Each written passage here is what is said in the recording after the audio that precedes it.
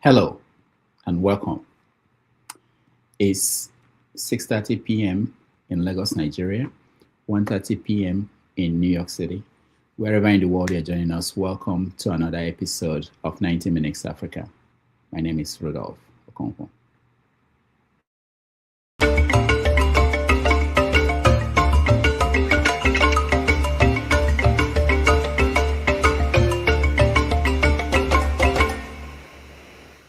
I look at the governors, 36 of them, more as criminals than the president. Supreme Court gave a judgment based on our inadequate constitution that the 774 local governments that ab initio are not supposed to be in the federal constitution, that those local governments should have their direct allocation funding not being trampled upon by the state governors. But since that judgment was given, all the 36 governors have not obeyed the law. That's criminal and the president is not even helping in the matter. The CBN governor is also not helping in the matter. He's asking the local government to submit 2 years audit before they can get money to run our grassroots.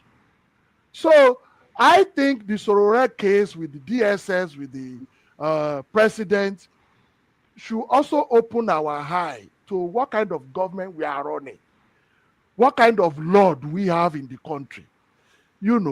So, and it will be interesting how the court determine the case. And it's good that they both countersue each other. It's interesting.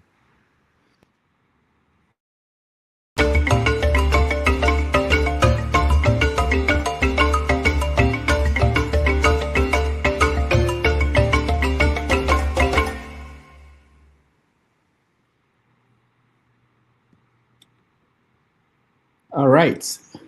If I can find myself.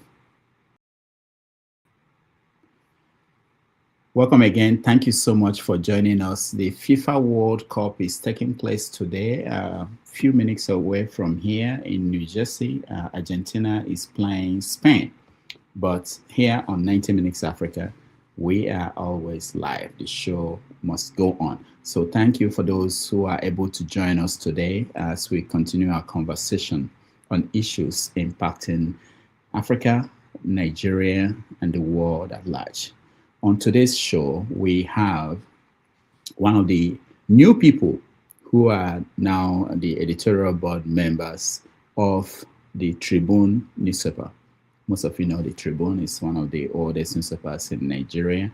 He's an editorial board member, and he has been writing a column on Mondays in the Tribune, where he analyzes all the things that are going on in Nigeria. So we are happy to welcome to the show Dr. Salako, who is joining us from the United States. Dr. Salako, welcome to the show.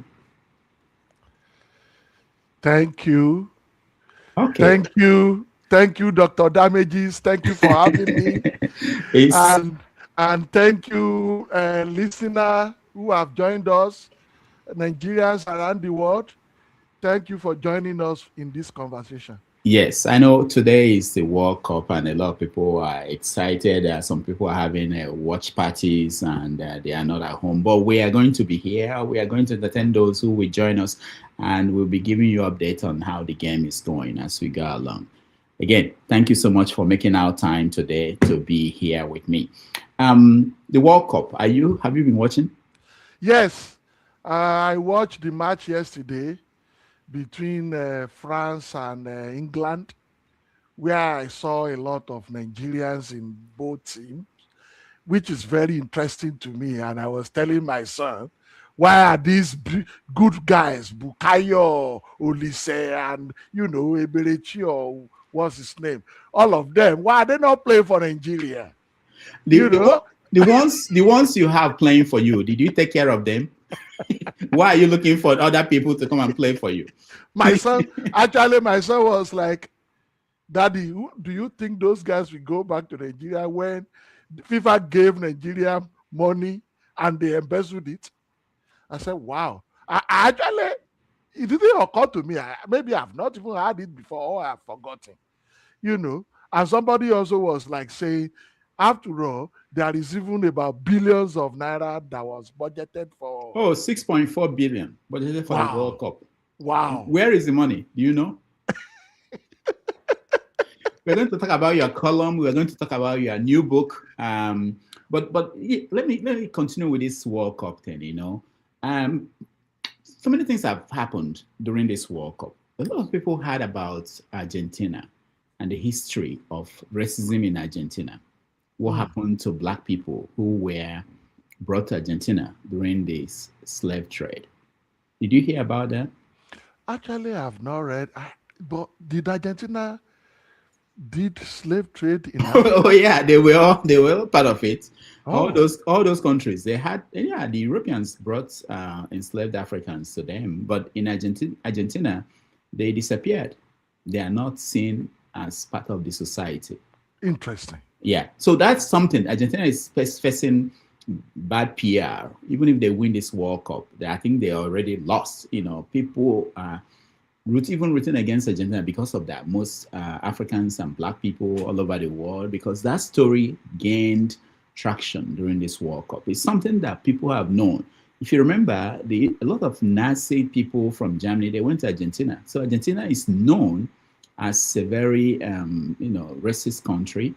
If you remember at the United Nations also, when they voted to condemn slavery and slave trade, Argentina voted against that with United States and Israel. Those were the three countries. That's interesting. I need to research more on that. So they've already lost before the final game. But so should we support Spain today? That's the question. A lot of people use politics to decide who they were going to support in. Yes, indeed. Yes, indeed. So I have issues with United Kingdom, England. I wouldn't have supported England in any game. Now, but we have a lot of people in England. So yeah, it doesn't matter. And we have our people thriving well in England, even though they colonized us before. My executive producer is in England, but yeah. But all right, let's look at France. I had this picture of their team. It's unbelievable the number of people who are Black in the French team. I don't know if you've seen it. Their captain is a Black guy, Dembele, or what do you call him? What's his name? So yeah, of course, I know. So this is surprising to so many people around the world. Is France now? Is this representation of the population of France? Probably not. Not. Okay. Certainly not. Because you see, the truth of the matter is, Africa, we need to utilize our talent to grow our society. This is telling us a subtle message to reflect and be more inwardly about how we approach our development. I mean, it's a football, it's a game of sport, but we should think about it deeper in terms of development. That's what I see in all of this, Okay, so Nigeria didn't make it, but Nigeria is not the only country that did not make it. Italy, for instance, did not come, and this is the second World Cup in a row that they did not make it to the finals. Do you think there's a lesson for Nigeria to learn from this experience of failing to make the World Cup? Of course. The lesson is to prepare ahead, plan for it. Do not spend the money that is meant to develop the young people. Do not embezzle it. There should be a way of scrutinizing the expenses. I wonder what the civil society is even doing about the World Cup budget that we just mentioned. 6 billion naira, or how much do you call it? What did they use the money for? the money that was said that FIFA gave to Nigeria, how did it end? You know, so all of these issues are things that is bedeviling our system, and it's all is related to, you know, in my feed, it's related to also the way we manage other things like our refineries. You know, I have to say that because I'm an energy professional. You know, how can we have only one private refinery monopolizing the system? Well, why are we okay, we'll get to that, because why are we complaining about monopoly when we didn't have any? Just And that is what I'm saying. That is what yeah. I'm saying. If we should build a system whereby there will not be a monopoly. That's exactly what I'm saying. You know, so if we have a refineries like three of them that are not working, you know, common sense, you know, dictates that we should find a way of making them to work as a nation. That is what we call state capacity. You know, it is what I call state capacity in my book. When a country cannot run energy system effectively, when we have massive amount of energy, you know, I'm digressing now, and it's necessary. When we have massive amount of energy, both fossil fuel and non-fossil fuel, and we are not able to manage ourselves appropriately, you know, in this century, with the amount of people that are unemployed, with the impact of energy in reducing poverty around the world, then something is wrong with us. You know, so I digress from the fact that we have a lot of you know, Nigerians playing for overseas countries, and you mentioned that, okay, what do we do to prepare for FIFA World Cup next time?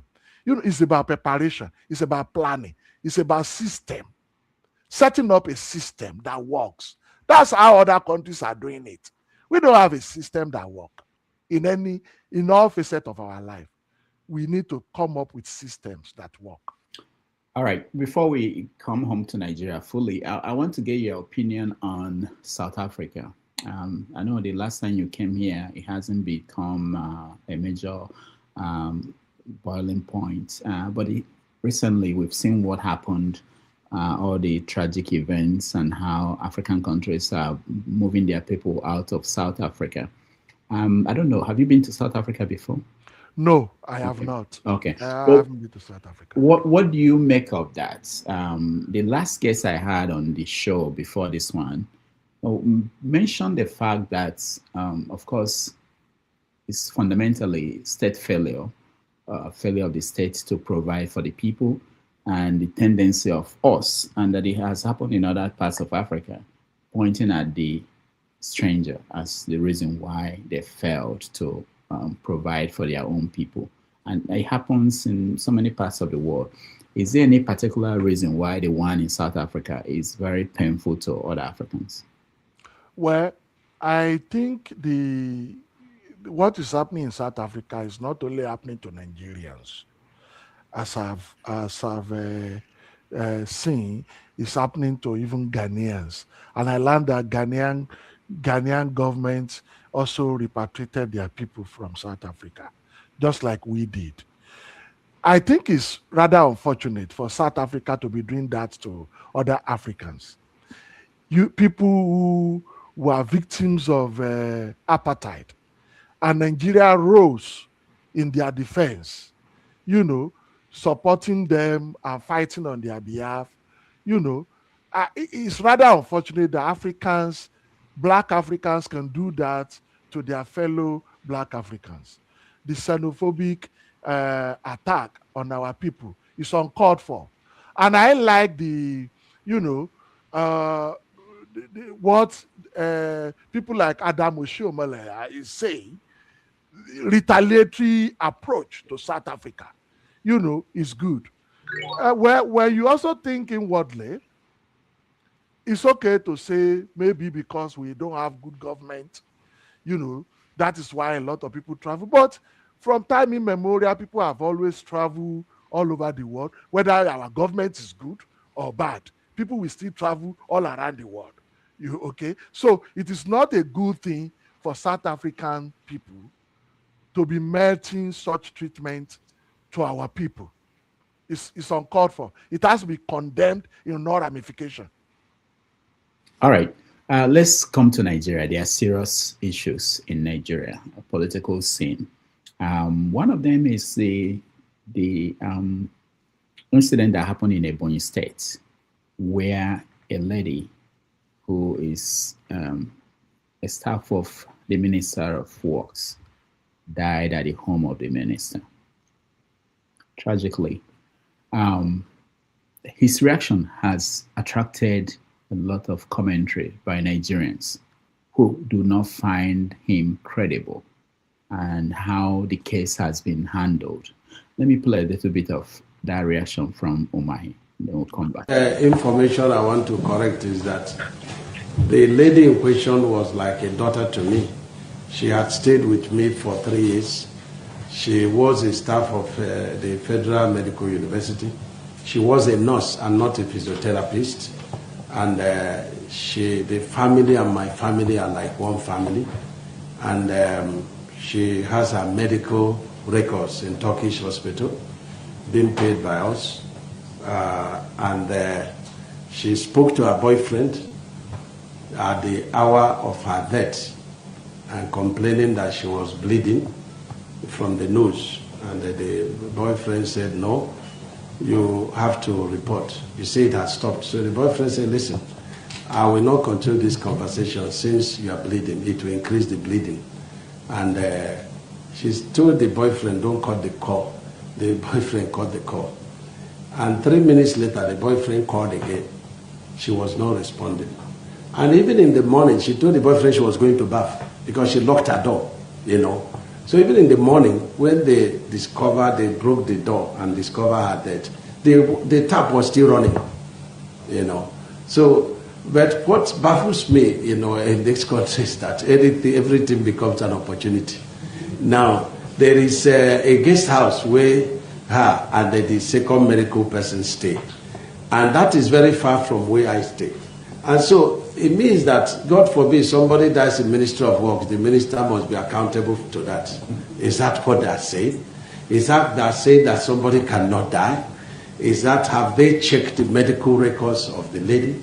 Do they know, you know, that this lady was like a daughter to me? And that, you know, everything goes into politics. But what I say to people, be careful. Life is spiritual.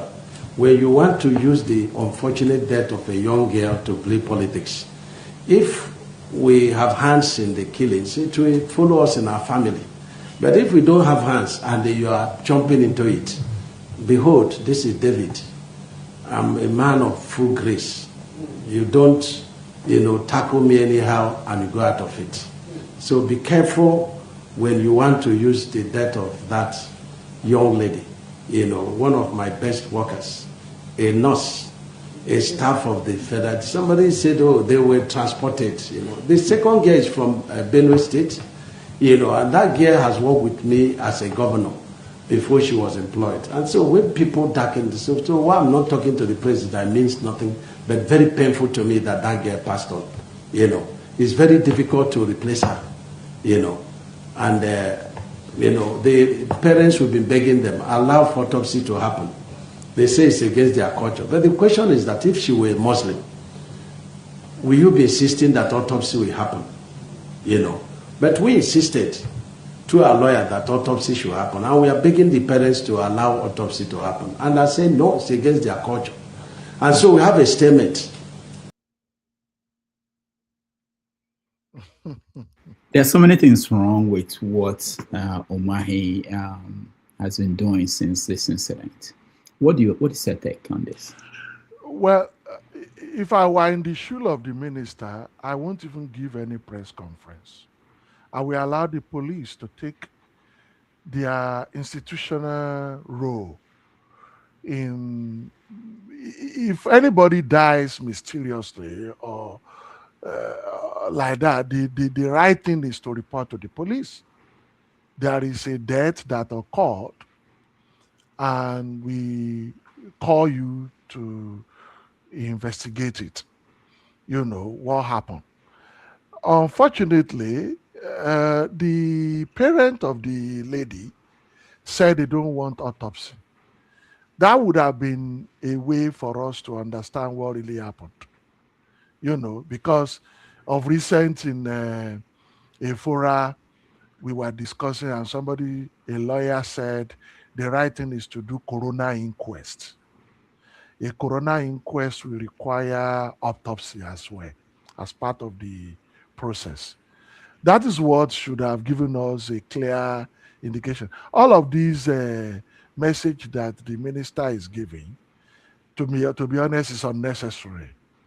The people that we should be hearing from is the police, who will do their investigation institutionally. It's part of the problem. We don't have institutional thinking in Nigeria. You don't say because you are a minister, then you can give a speech, and then your speech is, though you have your own right to say your own side of the story, but say it to the police. We don't want to hear it. Say it to the police. What happened? What you think happened under your nose? So, and they allow the police to do their independent investigation. So that's my take on it. And unfortunately, the parent of the lady, we read that they don't want How do autopsy. we know? It's coming from Umahi. Mm-hmm. You see? And the affidavit, who goes to sign affidavit to say, you're right. When you talked about the institutional way, the police should have done their job, interview everybody, just like any other case. Umahi shouldn't be the one standing there telling us, oh, what if they are Muslims? because how is that relevant to what we're talking about? That is why it gives room for people to suspect, infractions. And when I first saw the affidavit, I said, do you even need to swear affidavit to say you don't want autopsy? And somebody told me, maybe they are afraid. Afraid of who? So these are things, I don't want to be taking side on this, but it is quite clear. I always like to approach issue from institutional angle. And the institutional angle to me is that the police should be the one talking to us. Every other person should talk to the police, and police should tell us what they need to tell us. I mean, we don't want to hear from the minister. He's not in charge of such a case. His work is the ministry of to build road. So if something happened under him, he should be part of the suspects even. So that is my view. We'll come back to this topic when we discuss health of our democracy and vibrant press, because in his commentary, in what he said, at one point he was threatening to deal with people who are making commentary or implying that he had something to do with that. He initially talked about using the cyber bullying, cyber law, cybercrime law against people who are making commentary. He mentioned Sahara reporters and whoever gave Sahara the picture of that he's going to, when this is, that he is going to challenge that in court, take them to court. And then he talked about praying so that God will deal with those people also, people who are calling his name. He just said he's a David in his speech. So that he can, it's a, no, he said, he was explicit. He talked about prayer that a man after God. He will after God acts. Yeah, he will send back to the sender. All that you said about him. Anybody saying bad things about him, that is a man after God's act. You see, this is the problem. Yoruba people will say, "Ẹni tí ò ṣe nǹkan ìtùfù kì í kíyèsí ẹ̀kùlé." If you don't have skeleton in your cupboard, you don't go around and be threatening. So this is the problem with our public officials. it is not everything you react to, especially if you don't have anything to hide. Let people talk freely what they want to talk. Let them insinuate. Let them do whatever they want to do. All you have is you have the truth by your side. So if we allow police to do thorough investigation, don't give any speech. Don't influence police investigation. Don't use your public messaging to influence police investigation. Allow police to do their independent work and allow press to do whatever they want to do. Okay? So you just keep quiet and be doing your work. If I were in his shoe, that's what I will do. So, but I'm not in his shoe. So the problem we have is that people don't have emotional ability to withstand the position they hold. Okay? Generally speaking. People should sometimes just ignore some commentary as a public official. Now you are talking about cybercrime law, the law that is not, that law, especially section 24 of the law in 2015, when they first enacted the law, was full of subjective clauses. Insulting is in the clause, stalking, all sorts of nonsensical clauses that cannot be ascertained by court are in that law. And then they amended the law, I think, in 2024, and that amendment was still controversial. Even the ECOWAS court, was the one that asked them to amend the law. So the issue of cybercrime or what have you is just a design by the Nigerian political elite to ensure that the free press do not operate freely. We will get back to that. But I wanted to know from you, your experience in America, if something like that, like this should happen where you are, what is the process? Who will speak? What will happen? Just imagine that a minister from Houston or from Texas had this incident happen. What would the process be like? Because most people in Nigeria, they don't know. They think that this is normal, that you have a minister telling us what is the phone call that came into the why is he with that information? Tell us what happens in America. Or so the independence of institution is what we have in America largely.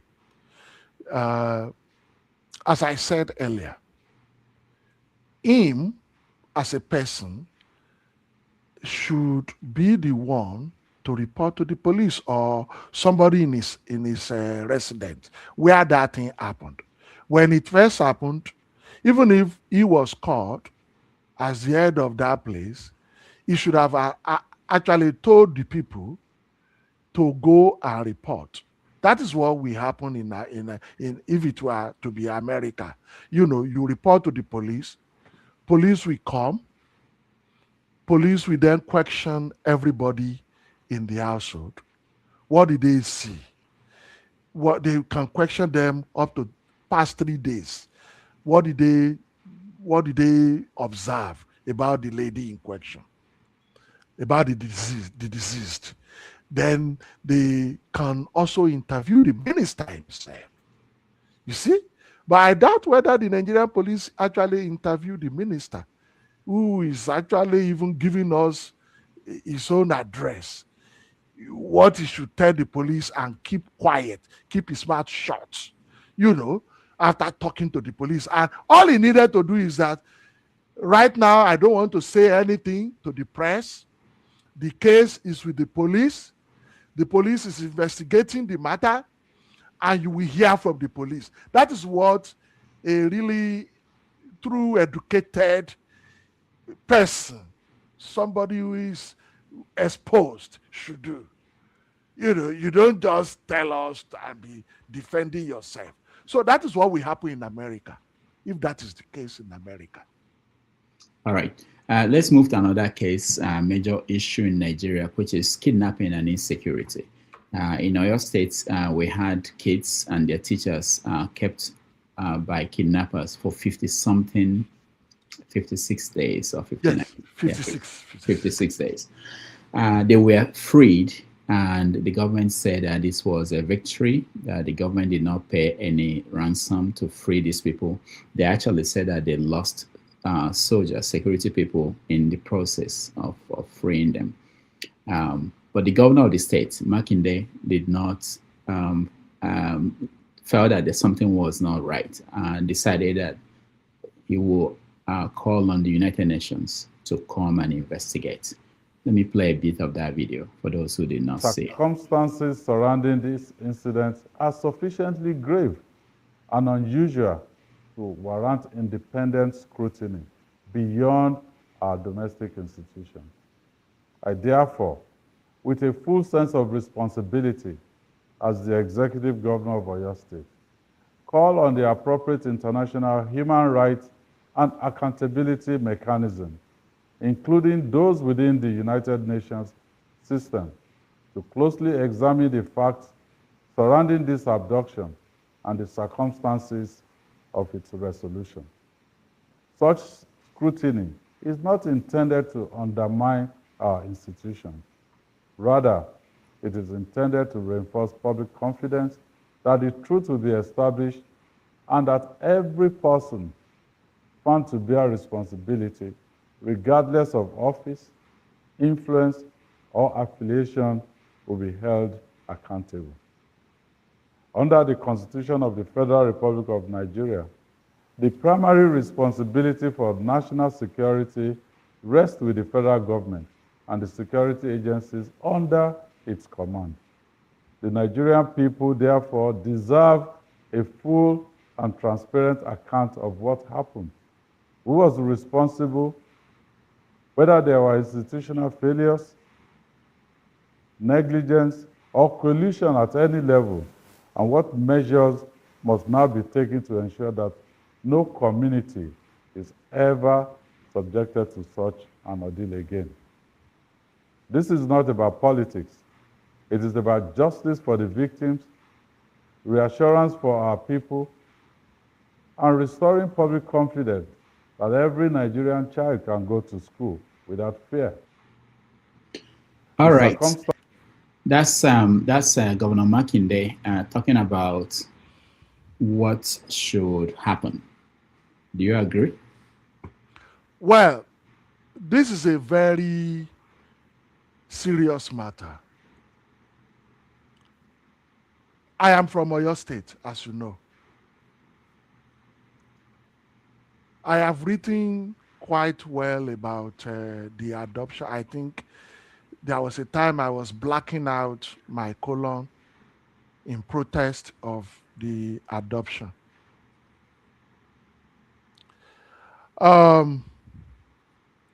Makinde is a governor. He has a lot of information at his disposal. He knows what we don't know. He might have seen maybe there are some issues that needed clarification. But in my column tomorrow, I address both Makinde and both Governor Makinde and President Tinubu from the angle of the philosophy of Awolowo as the foremost Yoruba leader, you know, dead and alive, is still an example that we can gauge what is going on now. We can gauge his philosophy and respond to what is going on now. First of all, Makinde is right to call on the international community.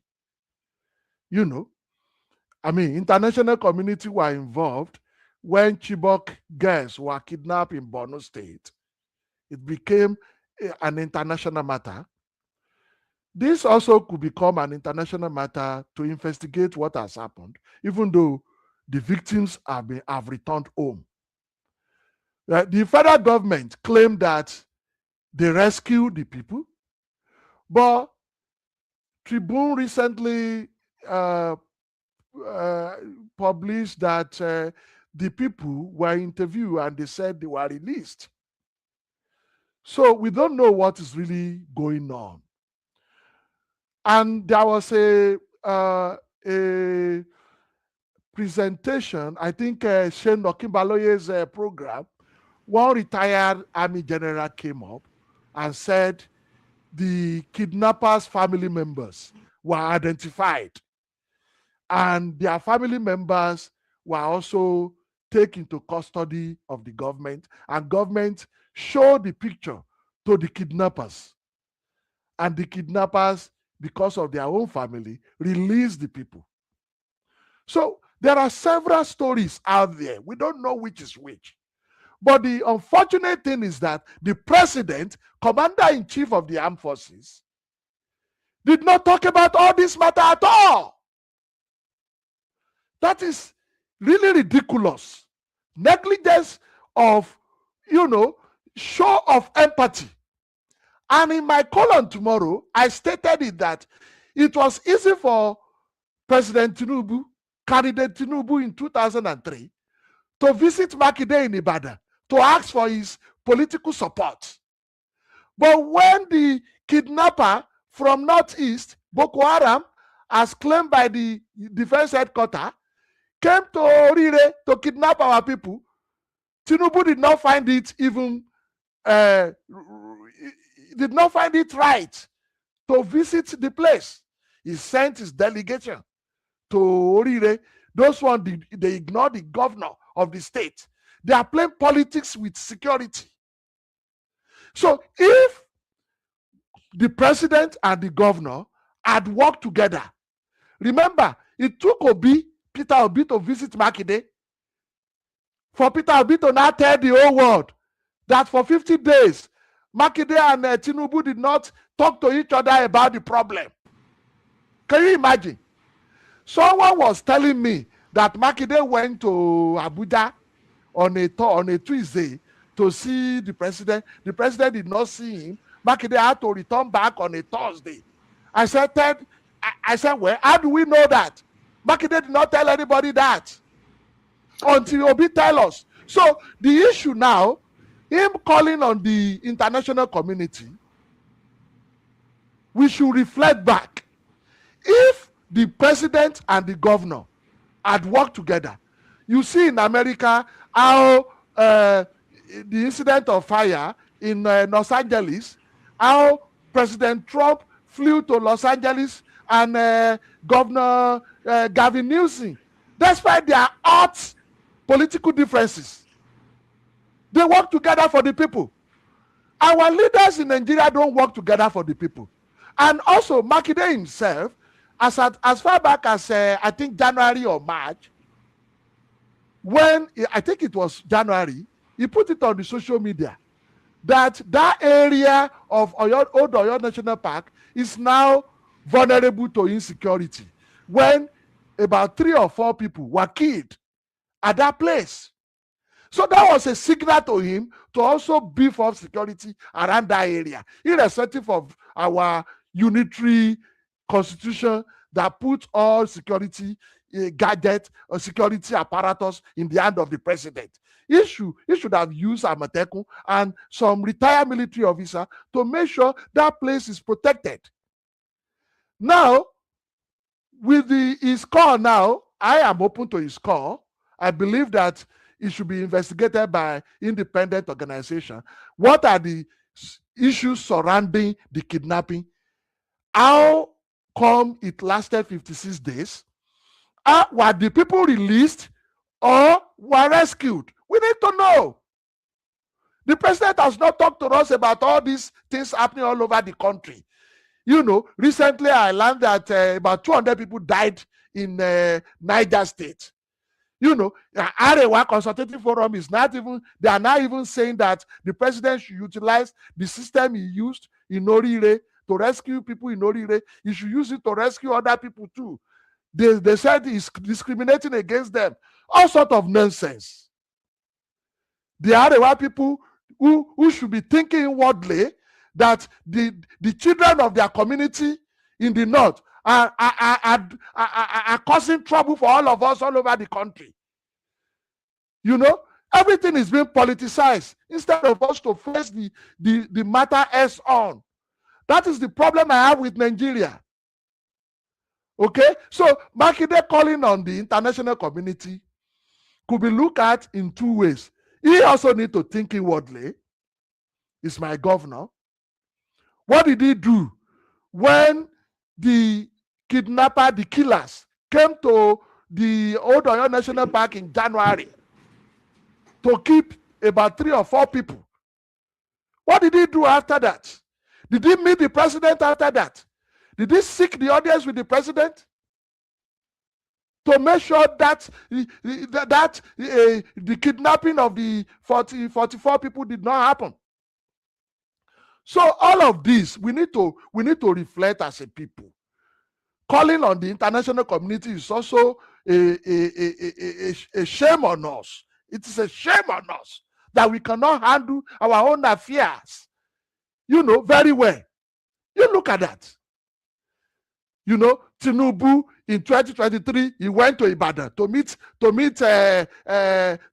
Makinde to ask for his support because he knew that it's a fraction between him and Atiku. He took advantage of that. When the issue of insecurity happened in Oyo State, he sent his minions who did not even pay attention, who did not even visit the governor to talk to the governor. They went straight to Olarinre, and they were wearing agbada. People who lack emotional intelligence. You want to mourn with people, you are wearing agbada, some of them are even laughing at the place. So Makide's call, I'm happy you bring this up because it is some of the things I wrote in my column for tomorrow. Makide's call is okay, but he should also reflect. What has he done? Let him tell us how he made effort to involve the president from the beginning when this thing happened.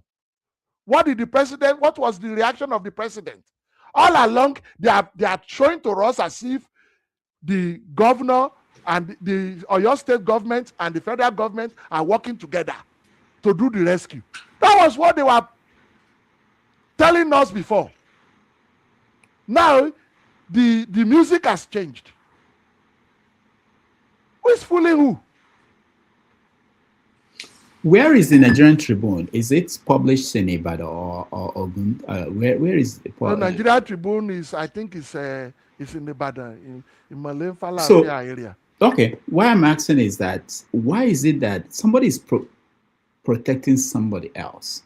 Why did it take P2B to tell the country that Tinubu has not spoken to Makinde? Is it that Makinde called Tinubu and Tinubu did not take his call? What is going on? Why is the media not telling us this? Well, the media does not know. It is only what you tell the media that the media will know. They don't wait for until Makinde, until Peter Obi visited Makinde, and probably Makinde told Peter Obi. That was what Peter Obi reported to us, and the media took it. Yeah, but I'm saying there are people around the governor who knew what happened, what is probably. No, probably. Obviously, it's not the governor. I mean, of course. So there might be people who knew about it. That is not impossible. Who probably did not say it out, and there might be media people that I'm not a traditional media person, as you know, and I don't intend to be. I'm an energy professional. I'm an engineer. I'm an AI expert. So I only, out of my desire to contribute to the system, that's why I'm doing what I'm doing. And I thank Tribune for giving me the platform to do what I'm doing. But I will not say, media, we have Punch, we have Tribune, we have Sun. All of them have correspondence all over the country. So you cannot pinpoint Tribune for that. So what you just said now. What you just have the said now. guardian. You have the guardian. What you just said now. They don't have money to keep correspondence all over the country anymore. Well, they have very few. I'm not sure most of. So how do they get news? How do they get news from major cities of the country? No. Sahara was in New York and was getting news from all over Nigeria. You don't have to be in that place. So okay, we are saying the same thing. But I'm saying all of them must have gotten information. Yeah, I'm saying that the paper that is based in a battle traditionally for many years should be the one that has more contacts, more sources to be able to tell this story. So my concern is, it's not that they don't know. My concern is that, are they trying to protect something?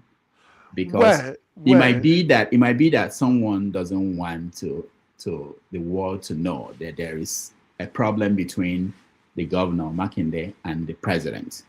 That may be why. Just like you had in Lagos. Remember when the governor of Lagos was having a problem with Tinubu? And we saw it in so many actions that happened eventually. So it might be that. But anyway. Well, let me react to that quickly. You know, sometimes some information, you may not want it to go into the press, or if some press people close to you hear it, you may tell them not to publish it for the greater good. Makinde I'm not there. Makinde might be thinking that if such information is revealed, that is not able to get the attention of the president, it might jeopardize the rescue effort. You know, that is a greater reason not to let the information out. But when Obi said this thing, I don't think it's up to a week or two before we see the rescue happen. That is another irony of the whole matter. Because you can't keep information about president and governor not talking. This is the fundamental problem with our federation. You know, I always like to link things back to institutional approach to matters, system thinking. You cannot have a system whereby the security apparatus of the country is in the hand of the chief security officer of the country, and then the governor of a state, by letter, is also the chief security officer of the state. And the two of them are not talking. It's ridiculous. It is even more ridiculous for the fact that Tinubu and Makinde are Yorubas. And anybody can say, oh, why is he talking about tribalism now? I have to say it. Tinubu and Makinde are Yorubas. Awolowo will be rolling in his grave now. That these two guys who claim to even have, kind of a progressive ideology of the Awolowo Afenifere, foundation, and behaving like this. I'm really disappointed in the president. I'm really, really utterly disappointed in the president. Because even if Makinde does not contact him, he ought to come. And, when the people of Jos, when he went to receive the victim of Jos massacre in the airport, and the people of Jos were like, he can't even come inside to receive, to really, do the right thing. We have to go to the airport. He didn't even come to Ibadan. So, and charity begins at home. All right. Now, one more thing about this issue. Whatever happened between Makinde and Tinubu, we may not know until they write their memoirs. I'm not waiting for that. But anyway, the point I'm trying to make is that of what as a result of that, Makinde now felt he had to appeal to the international community. If he had been talking to the president, I don't think he would have been calling for international community to do it. Now, this is what Oshomole, Senator Oshomole, now his reaction at the floor of the Nigerian Senate. Let me play that. I read this morning in newspapers, and I've seen it with the electronic. The governor of Oyo State calling on the United Nations to investigate the overall circumstances surrounding the kidnap and even the rescue.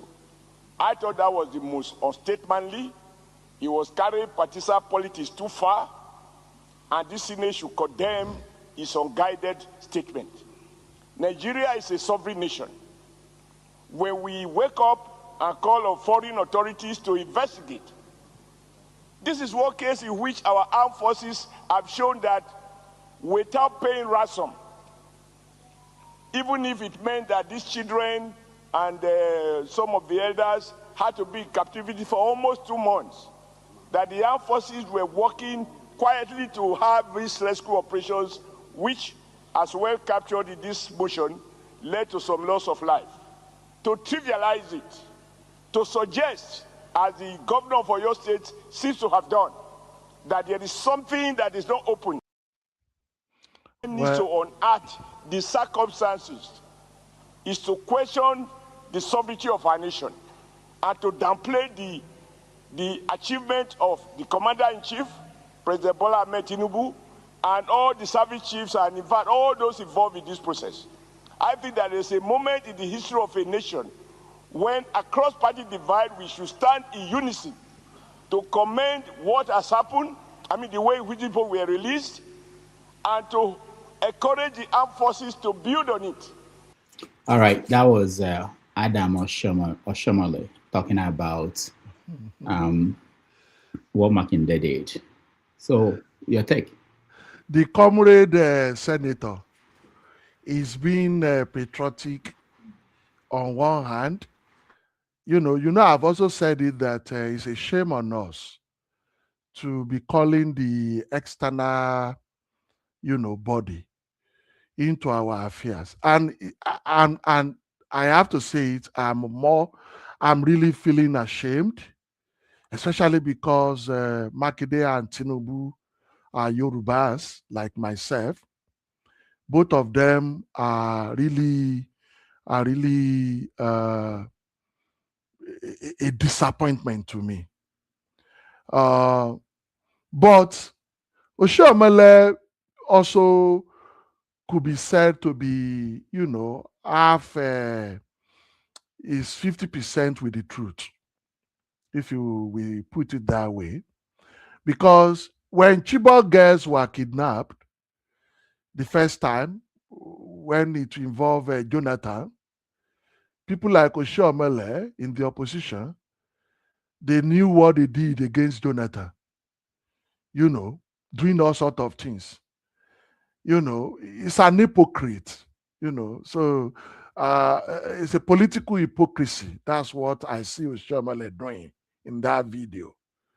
When he had that, when Obi said Makinde and Tinubu has not talked to each other, what did Oshomole do?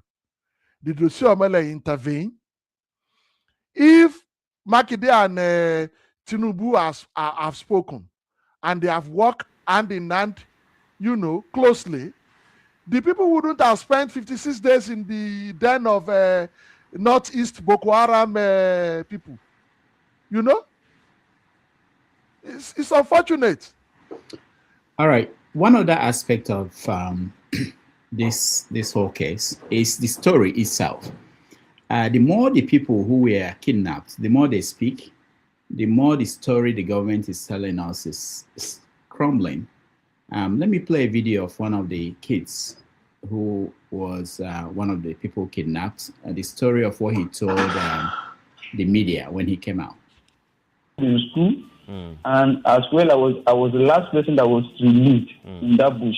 Okay. Because the anchor that was on the boat teachers, the teacher is not ordinary teacher, it's even my VP. It's my VP. So I'm the school counselor.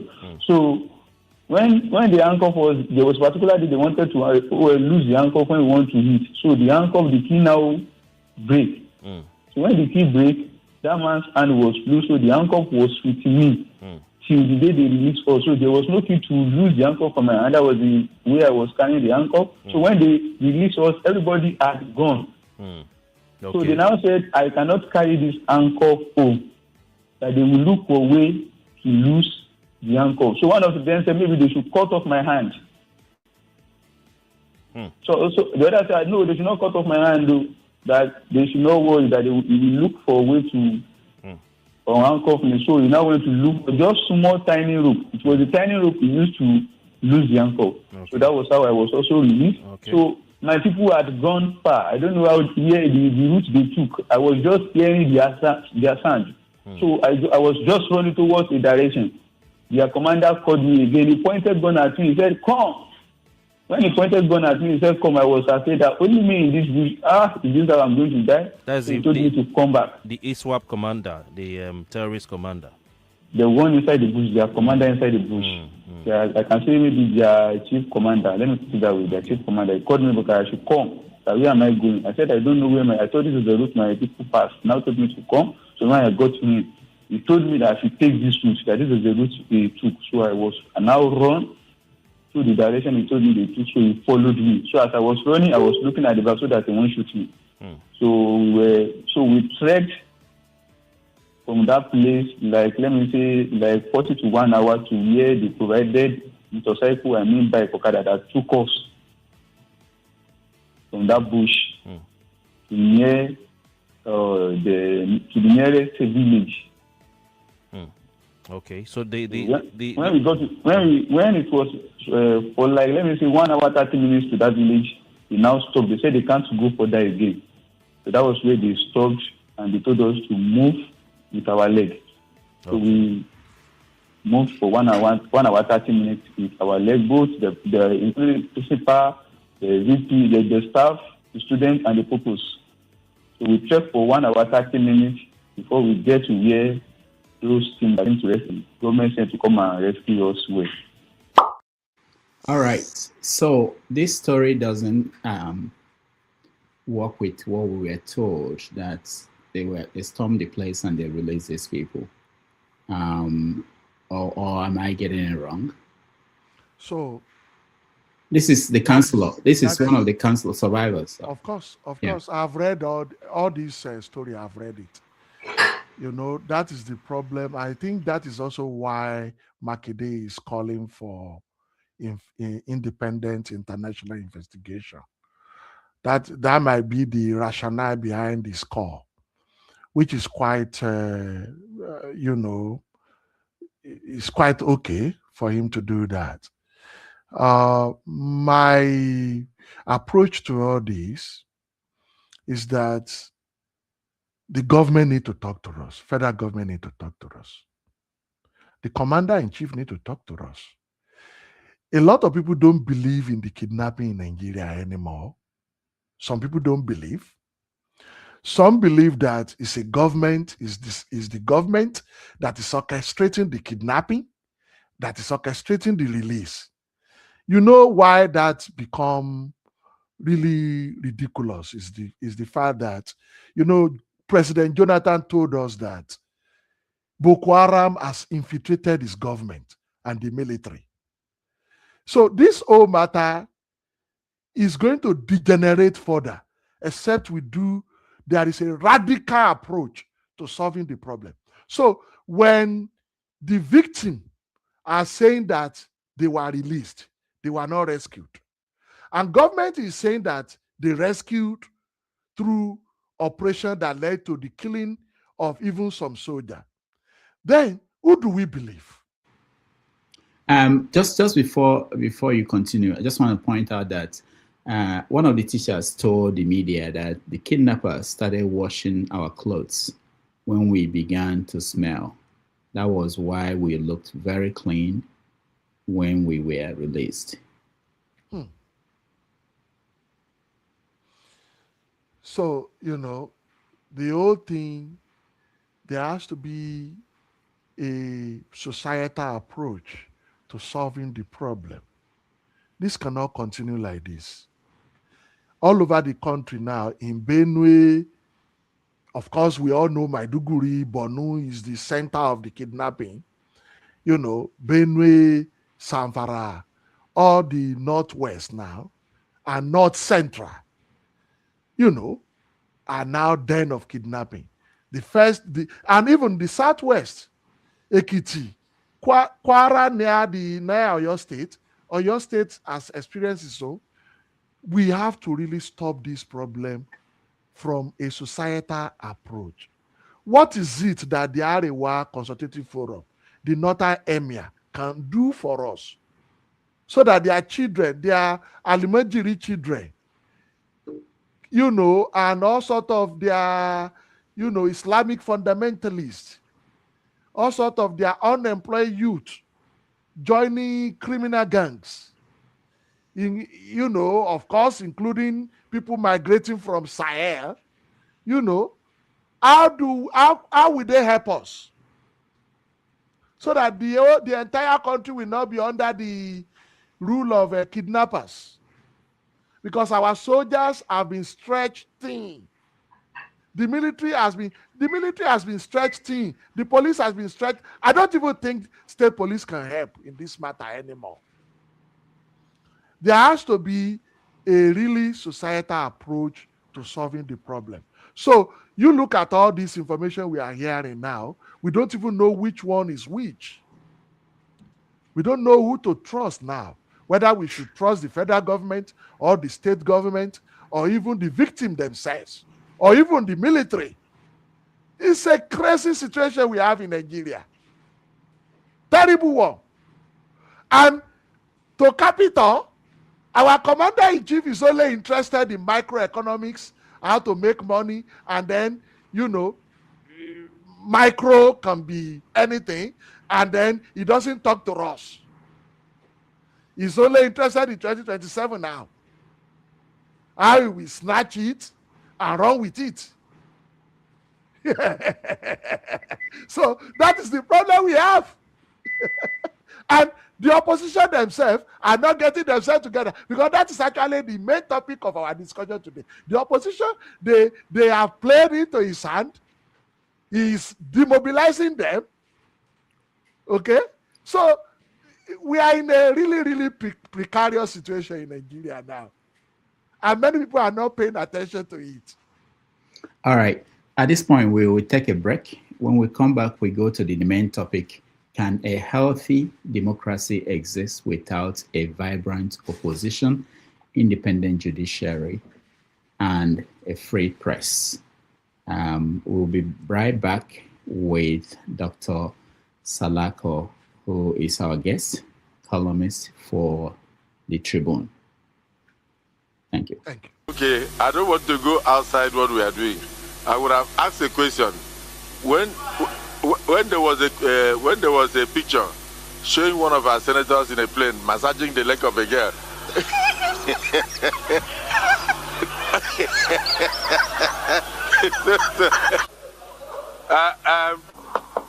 Senator Shibole, Senator, your very good friend, Senator Lalong, came to give me security information. He said we just ignored the massage because we thought it was AI. But if you have another evidence, we have a petition before us. We can look into it if it's not AI. But in the meantime, my colleagues, the Senate in the committee.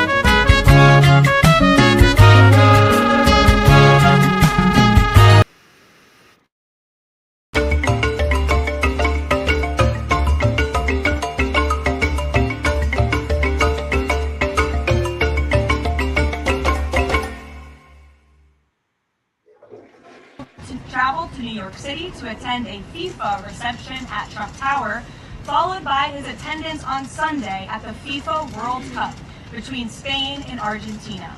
His attendance will cap what has been the most watched, most secure, and most successful World Cup in American history. This is a fitting conclusion to a tournament that showcased America's ability to host the world on the grandest stage. All right, welcome back everybody to this special edition of 90 Minutes Africa. The World Cup is happening.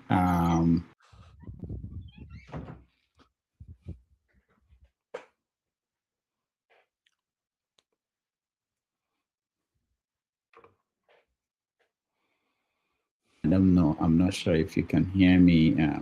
We can hear you. Okay, all right. I found myself. I was looking for myself. Thank you so much. Thank God we find you. Yeah, I was worried. So far, all the odds are that Spain will win. I just got a message from one of my crack reporters saying that Drake, the musician, is betting $1.5 million that Argentina will win. Okay. And should Argentina win instead of Spain, he will get something like $3.5 million. Okay. So it's not just a game; it's also business for so many people. But again, thank you for staying. Thank you for watching. We're here with Dr. Salako, who is energy experts, but also a columnist at the Tribune in Nigeria and a member of the editorial board. The editorial board, most people don't know what the editorial board of a newspaper, what they do. Dr. Salako, can you remind people at home? Because it's the tradition. It seems to have been off the radar so much. What do you do as a member of the editorial board? Okay, very interesting question. In the editorial board, and I think this should be probably applicable to other news organizations too, but I'm talking specifically in the Tribune editorial board. Editorial board comprises of people who are well versed in their area of endeavor. In our own editorial board, for instance, we have lawyers, a senior lawyer, we have political scientists. I'm actually about the only engineer or scientist there. We have linguists, all sorts of people with different background. And many of us have PhDs. There are professors among us. What we do is issues that are happening in the country, matters of interest, several matters going on. We review them. We look at them from different perspectives. We meet every week. In fact, as a matter of fact, it's usually 6 a.m. here when we meet. In Nigeria, it's 12 p.m.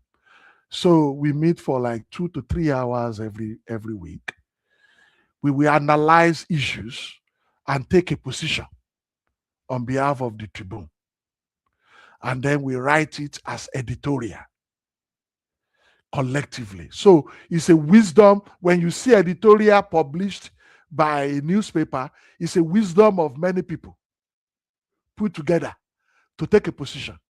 Take, for instance, I can give you an example, of Al-Majiri Commission in Nigeria. One of the terrible things our politicians in the National Assembly, shame on all of them. All of them.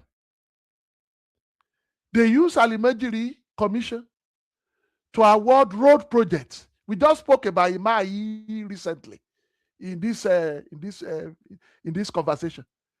They were awarding road projects through Al-Majiri Commission, and Al-Majiri Commission is doing road projects in Ogun State. Where are elementary are in the north. Out of school children, although out of school children is all over the country, but more populated in the northwest.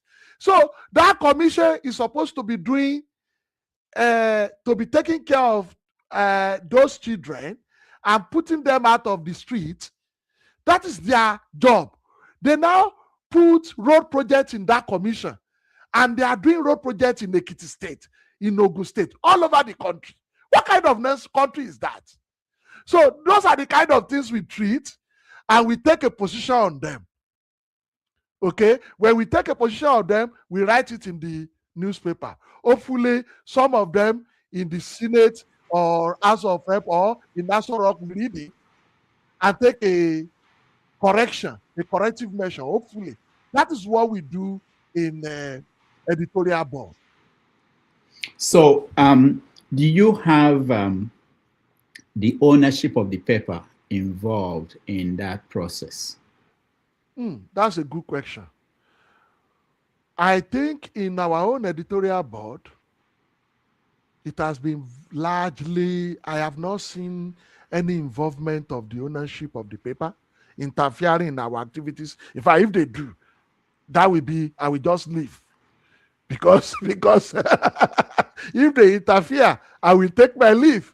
But they have not been interfering. I think it is the culture that late Chief Obafemi Awolowo laid down. And I think they are following that. It's a paper that they don't interfere in our activities. It is whatever we decide we do that we do.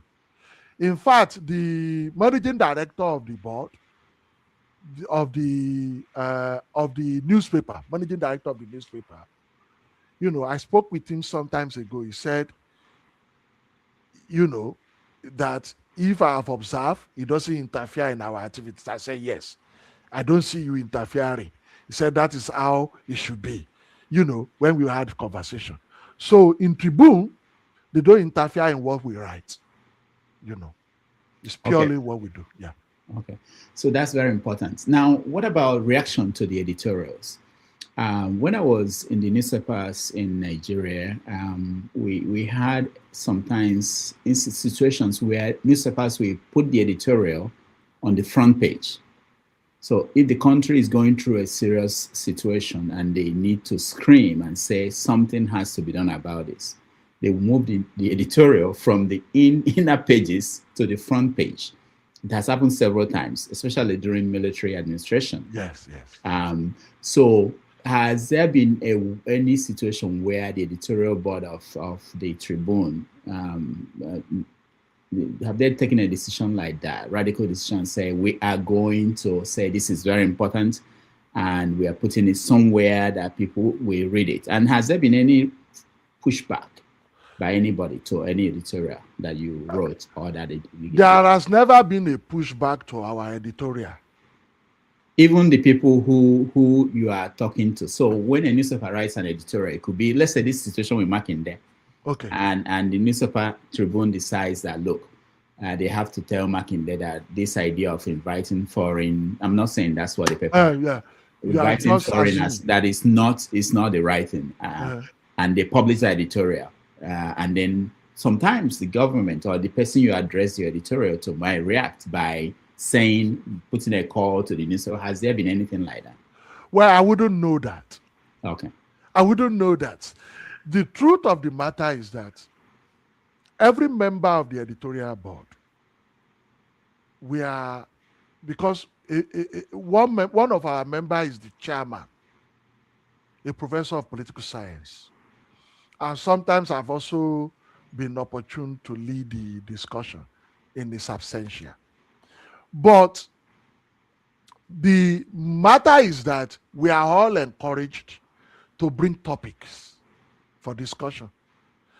And the secretary of the editorial board is actually a staff of the Tribune, which is a way of, is also the one liaising to the organization when we need to talk to the organization, so which is right, which is okay, so they also bring topic to us, to discuss. Topical matter, things happening in the society, in the country. So whenever a particular topic is very, we consider it very important, it can go into the front page. We can ask them to put it in the front page. Sometimes, but they have the final decision on that, to accept to put it in the front page or to put it in the middle page. Has there been any editorial you remember that you guys decided that should be on the front page? Actually, I mean, like the issue of electricity financing, where government said they are paying trillions of dollars to Genco and Disco, and we realized that that issue was repeated within 1 year or 2 years. We wanted to clarify from government to tell us which is which, because you can't say few years ago, you can say you pay Genco and Disco $6 trillion naira, and then another year after, you pay the same amount of money. We needed clarification. So we thought, some of us thought that should be put in the front page, but probably the idea came late, before they went into press. Okay, so, but I didn't see that as a pushback. In fact, there are some editorial that we didn't even think should go into the front page, that the paper decided to put in the front page, even though we wrote it, from the editorial board. So it's a balance. It's a balance between the role of the editorial board and the role of the paper itself. Sometimes you don't want to usurp the authority of the newspaper management, and they don't interfere in what we write too.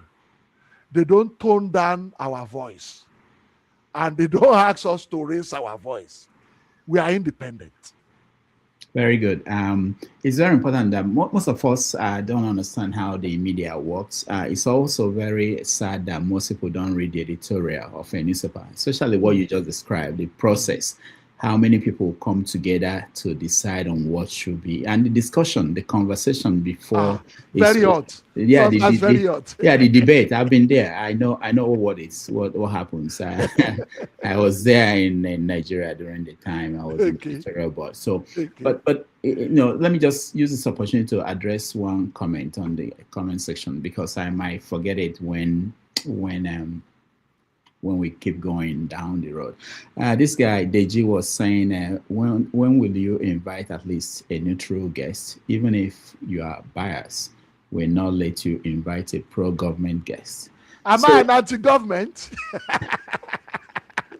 So, no, it's not even that. The point, I felt like it's a good teaching moment.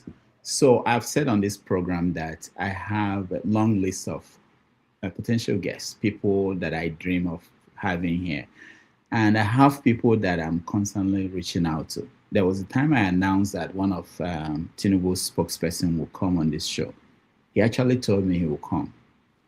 But my guess is that he reached out to the people at the top and they said, don't go. Otherwise, it's been more than a year. So we're constantly looking for guests. We don't discriminate on who we bring here. Anybody who, if you know any government official, if you know the president and he wants to come here, we are going to welcome him. It will be interesting for me to be having debate with people in government now, and you moderating it. That will even be more. We are we're open to that, but they don't want to talk. And they don't want to come here. It's not because we don't want them to come here. We don't. I don't care who. And that is the problem with us. Yeah. We don't like debate. Yeah. We are afraid of debate. And democracy cannot thrive when people don't debate issues. And not just debates, even, or to listen to the other side. Because that's what is the saying. debate. Yeah, that is the debate. I know. Listening to the other side, looking from other perspective. Because disagreeing and agreeing. If we started with Umahi, even if Umahi wants to talk to the press, Umahi should be able to say, okay, I want to talk to the press. I don't care what the police said they're doing. I will talk to the press and I will take questions. But he wasn't taking questions from people. And if you ask him questions he doesn't like, he will get mad. It's a one-way conversation. That's not communication. Anyway, so I just wanted to point it out. And I always have this interest in making sure, because the media is very important. I know that everybody is a journalist now. Everybody is in the media. Everybody is a content creator. But there's still that role that professionals play, that stories are verified before they are published. The one that you have your camera, and some people get to be in the front row where something important is happening. But because of that lack of professional training, you can see a wonderful video, but they will never tell you when this is happening, what day, where. They just go straight and say, it's happening now, we're live. This is, so there's that, it's still that professional part of it. All right, let's start from the beginning. Healthy democracy. Do we have one? Is the Nigerian democracy healthy? After how many years now? I think we've done this for 20-something years, the Third Republic or the Fourth Republic. Why is it not healthy? We don't have, I think people have said that we have civil rule. We are not yet having democracy if we want to go by the Abraham Lincoln 1863 definition of democracy. Okay? We don't have democracy yet. Abraham Lincoln defined democracy as government of the people, by the people, and for the people. So, government of is democracy we have today is of the people, really. When votes are being bought, when elections are being rigged, and judiciary is the one declaring the winner, okay, when party primaries are being contested hotly and being considered not properly organized. So it's our democracy of the people. Certainly, you may say it is, partially, because the people deserve the kind of democracy they have also. But in the sense of what we have generally accepted it to be, that democracy is government of the people, it is not. It is only of the few who can buy votes, the few who have the ability to get the judiciary, on their side, generally speaking. But in some instances, we still see few people being elected truly by the people. Okay? So we cannot say absolutely 100% it is not of the people. Now, is it by the people? The concept of by the people is where we now have free press, where we now have the opposition, who are supposed to be the guardian, the democratic guardian, what I call democratic guardian in my upcoming book. I identify the courts as democratic guardian. I identify lawyers as democratic guardian. So in this case now, we are talking about the press. and independent courts. The opposition, identify opposition as democratic guardian too. So when you say government by the people, it is not only government by the president or by the Senate, but it is by the people. The Senate cannot pass a law or House of Rep pass a law without involving the people. Look at the electoral law they passed. You know, it is very controversial. You know, a lot of people have said it does not reflect the yearnings of the people. When they went around to get input from the people, what the people asked for, you know, and they wanted to pass what the people asked for, and all of a sudden they change it. So that means it is not by the people anymore. Now, we talk about for the people. For the people, you will want democracy to lift, to have a mechanism of lifting people out of poverty. Okay? You want to have a democracy to have a way of providing security for the people. Do we have that? Certainly not. So our democracy is unhealthy. You know, it is very unhealthy. Or maybe we say our democracy is still in the infancy. It's still in the infancy, because when you look at it, the man in charge now has an history of opposition, fighting for democracy. You know, we have to give him that credit. Okay? But he's also the same person now amassing power. Okay? Amassing power using all sort of, you know, things that we can be suspecting, you know, to consolidate power to himself. And I tell you one very vivid example. This is a man that barely 2 years into his government, people started accusing him of, you know, trying to create a one-party state. And I put that into my book, upcoming book as well. Many people did not pay attention to his speech, June 12, 2025, in the People's House, in the Senate, in the National Assembly. I think it's the House of Rep. You know, when he gave the Democracy Day speech, he was debunking the insinuation or the claim by the people that he wanted to turn Nigeria to one-party state. He said people should realize that he fought in the opposition, which is right. People should take note that he was a strong fighter for democracy, which is right.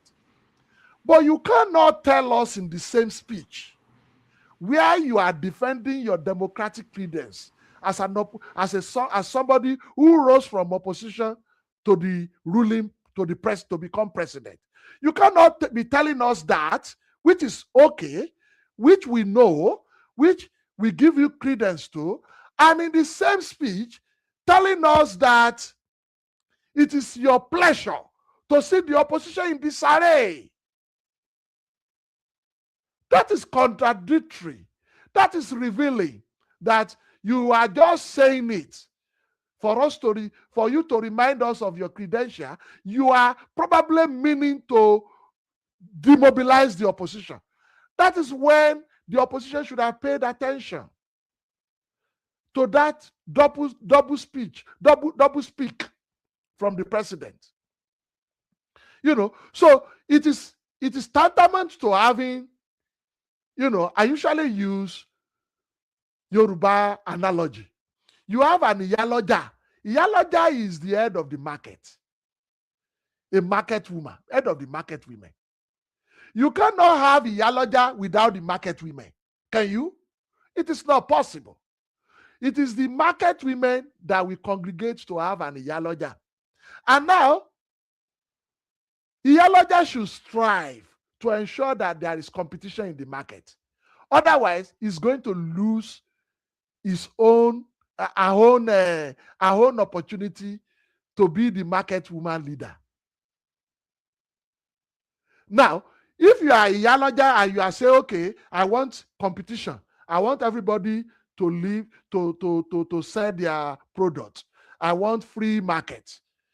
You cannot at the same time say that it is your pleasure for other market women to have misfortune or for their shops to be razed by fire. It is not possible. So that is the angle into which I read President Tinubu's approach to issue of one-party state. And what he said is making the democracy unhealthy in Nigeria. Right now, I don't think we have opposition that is ready to compete with him in 2027 with all the court cases. But at the same time, we cannot be one-sided. The opposition too are playing to his hand. They know him to be a pragmatic politician, but they are also playing to his hand. They are being, for the lack of better word, they are being foolish for not working together. They think they can defeat him by not working together. It's impossible. This is a man that is very pragmatic, very practical with power. But when we talk about press, because that concerns you and I, a man who enjoyed the benefit of the press when he was in the opposition should not now turn around and be using cybercrime and all sorts of things to suppress the press, to suppress free speech. It is not done.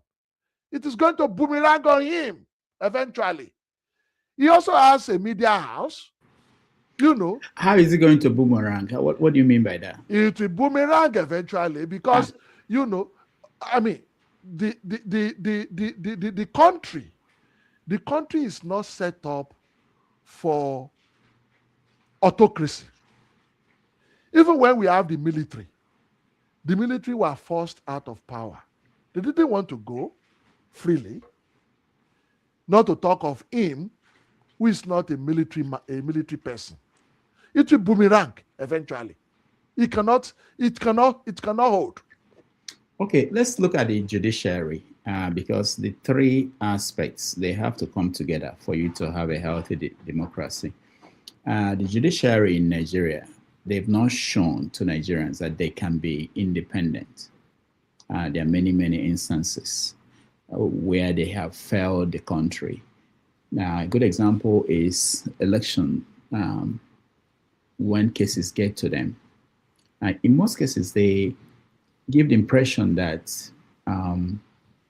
especially the presidential election, they cannot, because of the cost of redoing it, they cannot rule on the merits. They go for technicalities. But we know that in Kenya, the judiciary there in 2017 essentially said that this election was not credible. You have to redo it.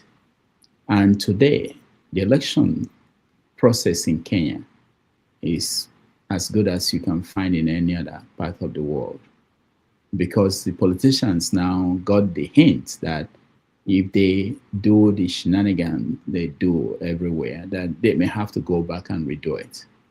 The judiciary in Nigeria, they've not shown people any reason to believe that they are independent of the government, especially when we have governments now that are building houses for judges. Let me play this video for you and give you a reaction at the other. I'm aware of it. We have got to a stage in the country where we need to challenge the special privileges given to the rich and top public officers in the country. Yesterday, I was watching the telly. I was very sad when I saw that the federal government was handing over the keys of houses to judges. And I asked myself, under what law are we operating from? Because it's discriminatory and illegal. You must treat equals equal in our country. So you can't take out judges. Judges are entitled to accommodation, by the way. They must live comfortably, they must well secured. But other citizens must be equally provided for. If you don't do it, you can be challenged. And that is going to happen very soon. Because what is good for the goose is good for the gander. If you have a professor who also has to render services to the society, and those professors are not paid well, nobody talks of providing houses for them. Now, they were living in rented quarters. These days, there are not enough quarters for them. So we must also look at that. If governors who are in the National Assembly, about 21 of them, are taking salaries from the National Assembly and jumbo allowances, and they are also entitled to a house in the state where they govern for 4 or 8 years, and another house in Abuja, and you have a civil servant who has worked for 35 years, and it's just turned out at the end of the day. So we must insist that equality before the law in our country is respected.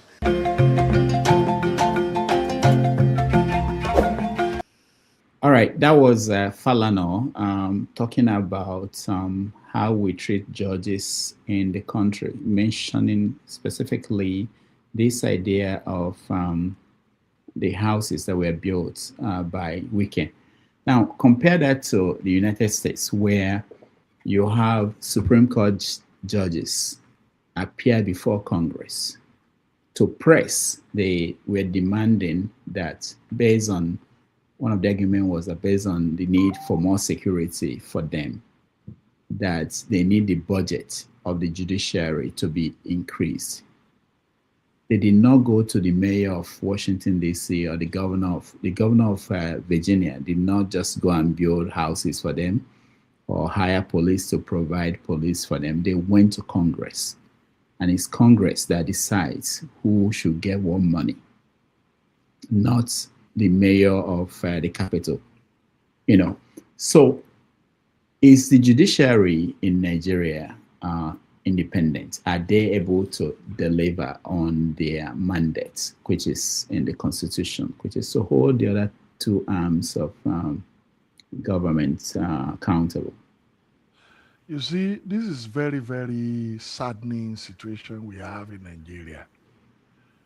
When Wike, by the way, you know that Wike is just representing the president in the Federal Capital Territory. The president is the governor of the Federal Capital Territory. Mm-hmm. So whatever he does is the president that is doing it. So the handing of houses to judges is indirectly being done by the president.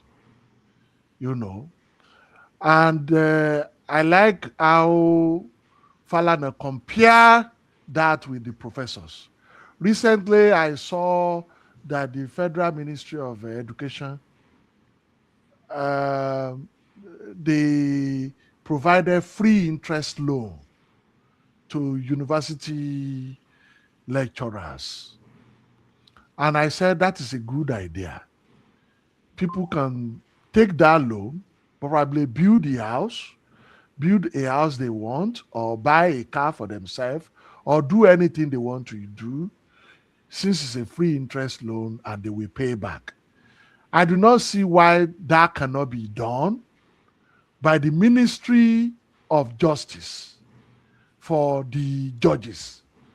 I do not see why Wike, a minister of Federal Capital Territory, will be doing what he's doing when we have a Ministry of Justice. So what should have been done is for the Ministry of Justice, in conjunction with the Judicial Council, National Judicial Council, to provide necessary facilities to make life easy for our judges. But unfortunately, even these judges, they do not see it fit that it is unethical for them to take what they are taking. That is the problem we have in the country. They need to see it fit that it is unethical. If Wike and the president are unethical and they don't even know the right thing to do, you know, I expected that the president or the National Assembly will say, okay, no, this is not right. We have the Nigerian Judicial Council, the Nigerian Judicial Commission. We have the Ministry of Justice. Those are the people that should be responsible for the welfare of the judges, not Wike. I do not know what the system we run in our country. You know, there is no way no other way to say it that it is unethical, it is not good for our system. Okay, one last question on this topic, press freedom. You touched on it before, which is the idea that you might say something on this platform against someone and they will call the police and file a report, and you are going to be picked up, you are going to be locked up for cyberbullying or whatever, for insulting the person or for defamation. And you can be locked up for days, and they will demand that you have to bring the king of your hometown and bring 200 million for you to be released. And it happens every day. The ones we hear are the ones of people who, like Showere, or people who have contacts in the media. But government officials, they just walk into a police station. They don't even go there. Just send for the police officers to go and pick up somebody. Then there's a petition against the person for saying something. There was a case of one guy who did a video where he used AI to generate the voice of Tinubu, where Tinubu was saying certain things. Now, somebody used that video and used the image of a very dark man, and it became big. Immediately, they picked the guy up somewhere in Delta State, and he's locked up somewhere now. We don't know the case, because if it's not a famous person, if it's just a small kid somewhere, you are gone. So what do you think about the chilling effect it's having on free speech? And if you don't have free speech, if you don't have the ability to question the government, and the government that is not releasing information to you, how will that democracy survive? Yeah, well, I have said it earlier on that the people we have in the public offices need to have thick skin. Having said that, and I will come back to that, but having said that, free speech is not a license for recklessness. Anyone who wants to make a speech or react to what is going on in the society should do it with good intention, should do it with the intention of correcting or exposing anomalies truthfully. You know, so there has to be a law guiding the way people behave. But that does not mean to gag free speech. I mentioned earlier on that the Cybercrime 2015 law, section 24, uses some languages that are subjective. Languages like somebody says something offensive, which I've said here, even in this program today. I've said I'm disappointed in Tinubu and Makinde concerning the kidnapping in Oyo State. Tinubu may find it offensive, Makinde may find it offensive. But does that mean that I have broken any law? No. But they said in the Cybercrime 2015, section 24, they said offensive languages, insulting, annoying, causing ill will. These are laws that should not hold. And there is an example of Stanley Ugagbe, who has been thrown into Kuje prison until September. You know, something that is bailable. They are already punishing him for a crime that has not been ascertained. These are the things I want us to pay attention on. You know, it is really, really terrible that under Tinubu, a Democrat, we are having this kind of thing. There has to be an attention. We have to find a way of ensuring that the National Assembly pay attention to this.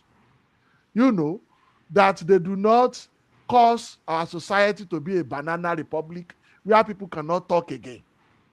We also have to educate the public that in the use of, because the use of AI, I'm an AI expert, there are several ways you can use AI for propaganda, for malicious behavior in the society also.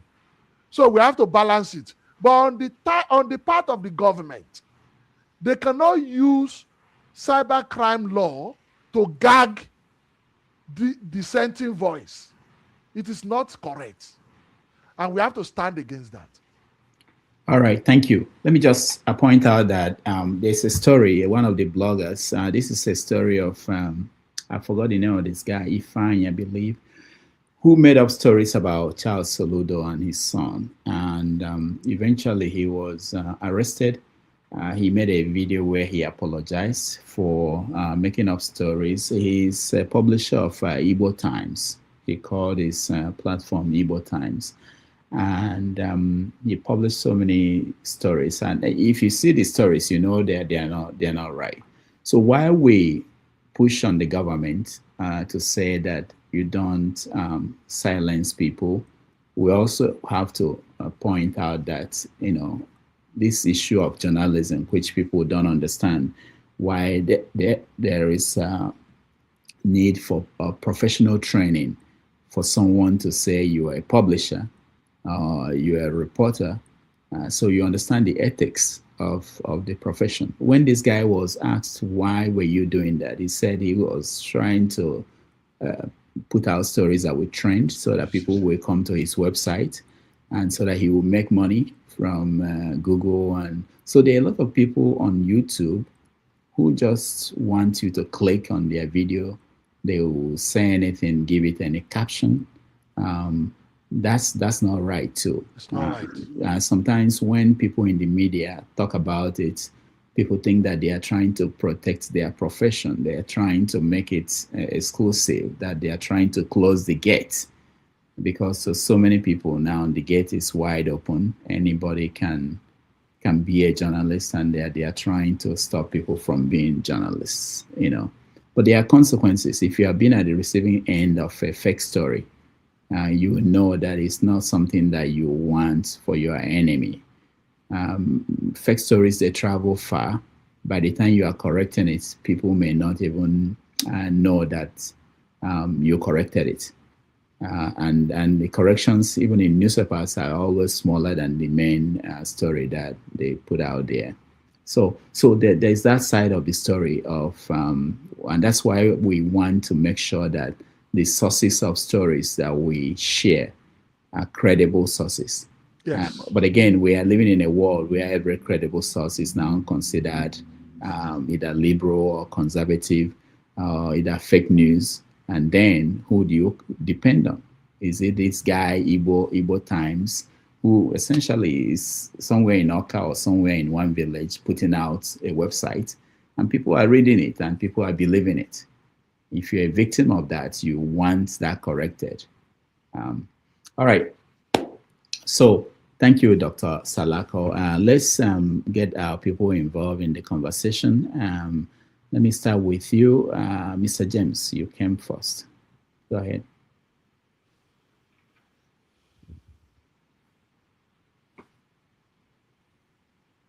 Mr. James,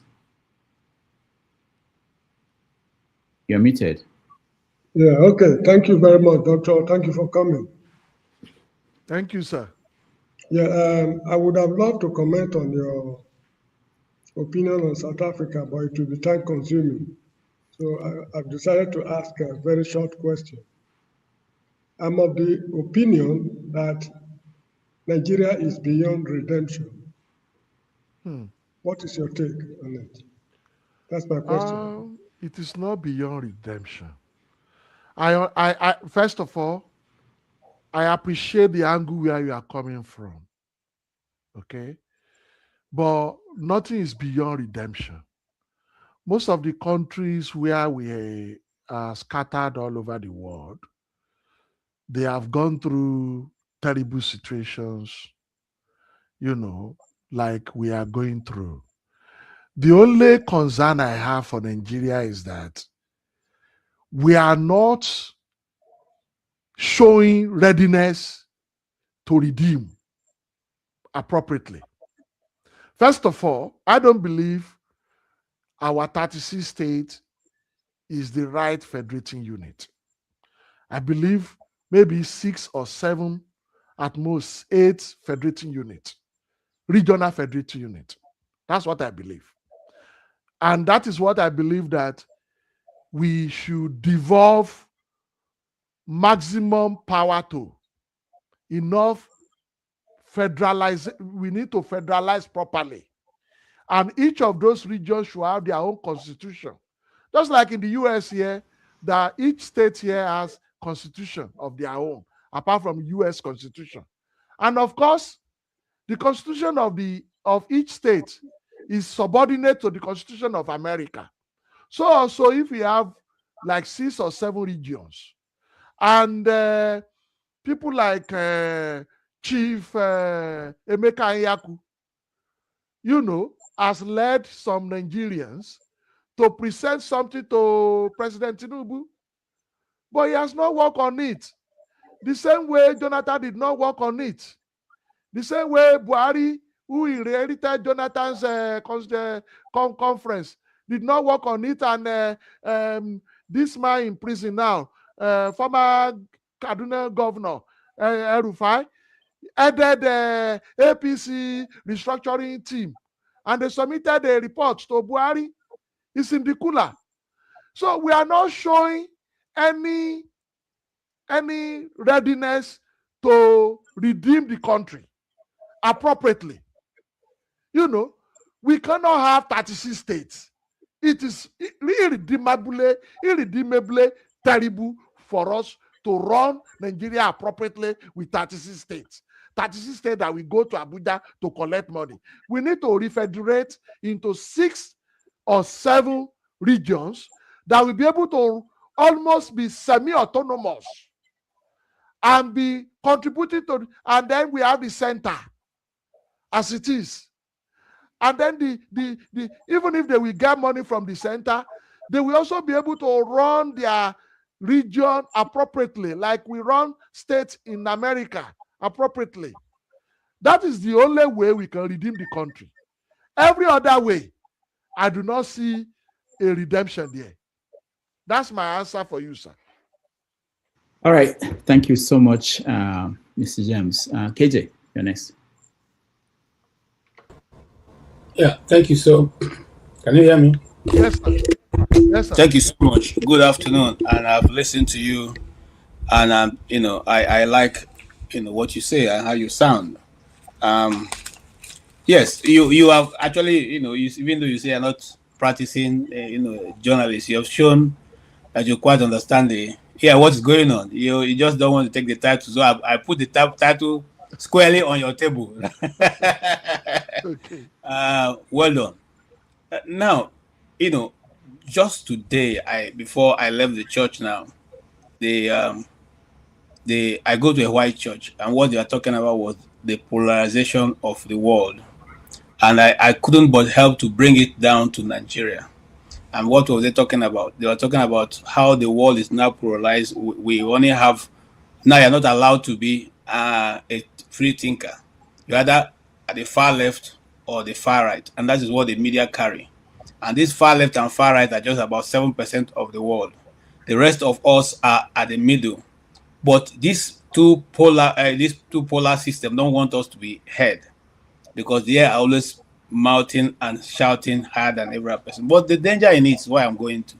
The danger in it is that in a country like Nigeria, where that is very prevalent, you find out that one of the resultant effects that people now run from polarization, they run to, first of all, the media introduces the fear, and then fear results to all of us running into our tribal lining, and eventually the continuation of the breakdown of the society and all that.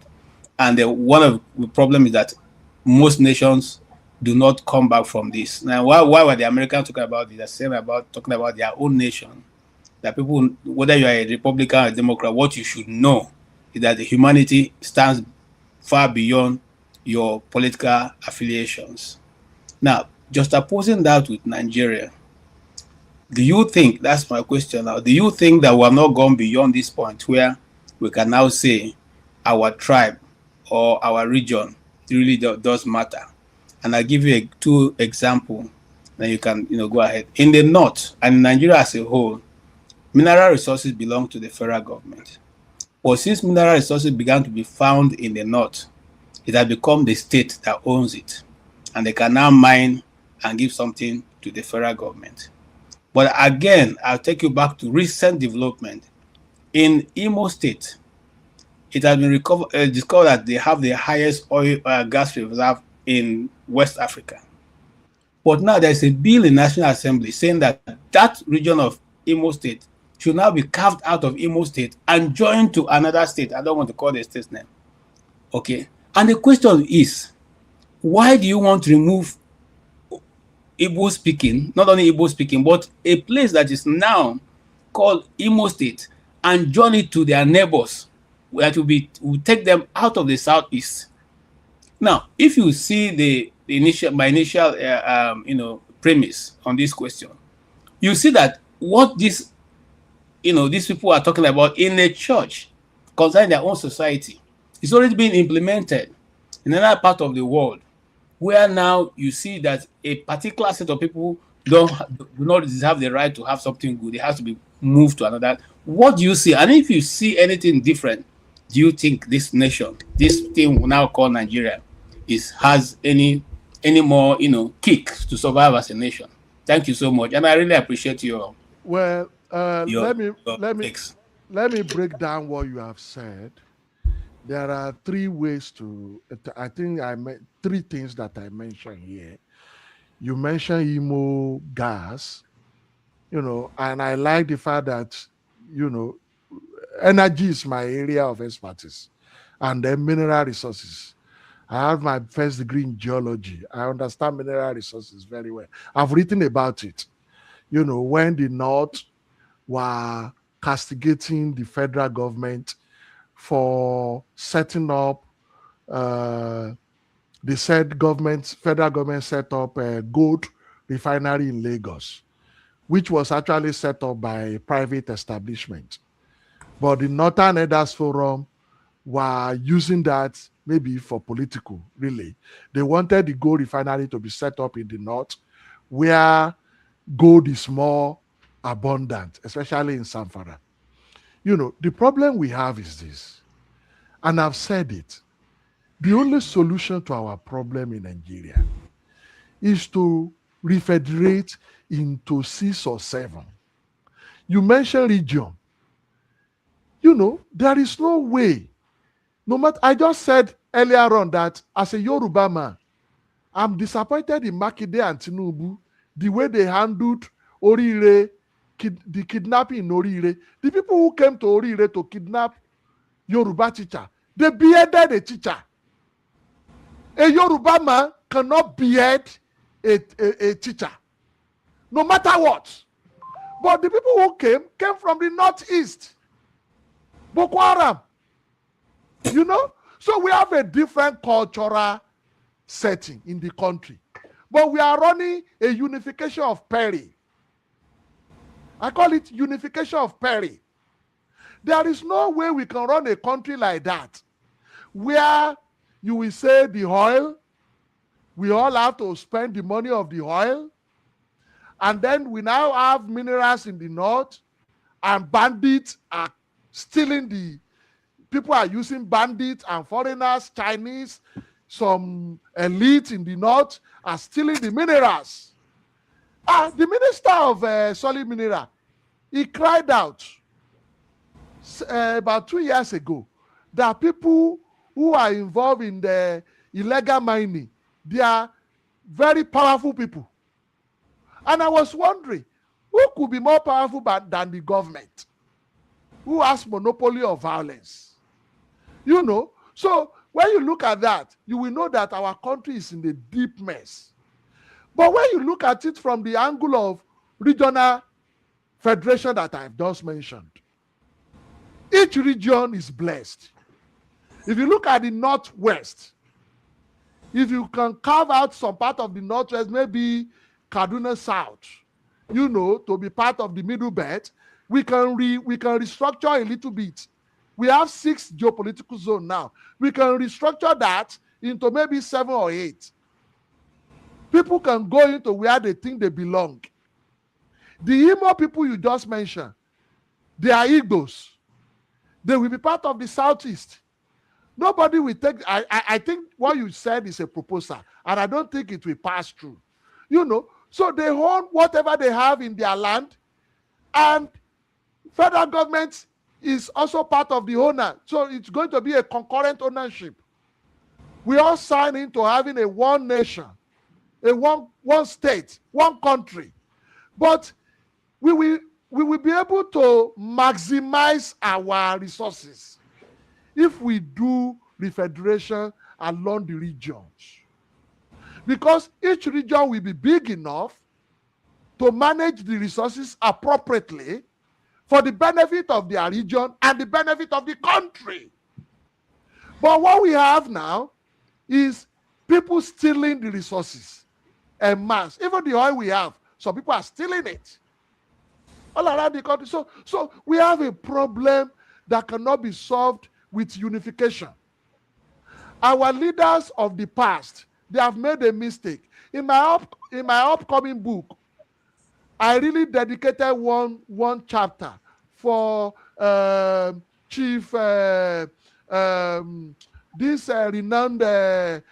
professor of Constitution from the Southeast, Professor Ben Nwabweze. Professor Ben Nwabweze.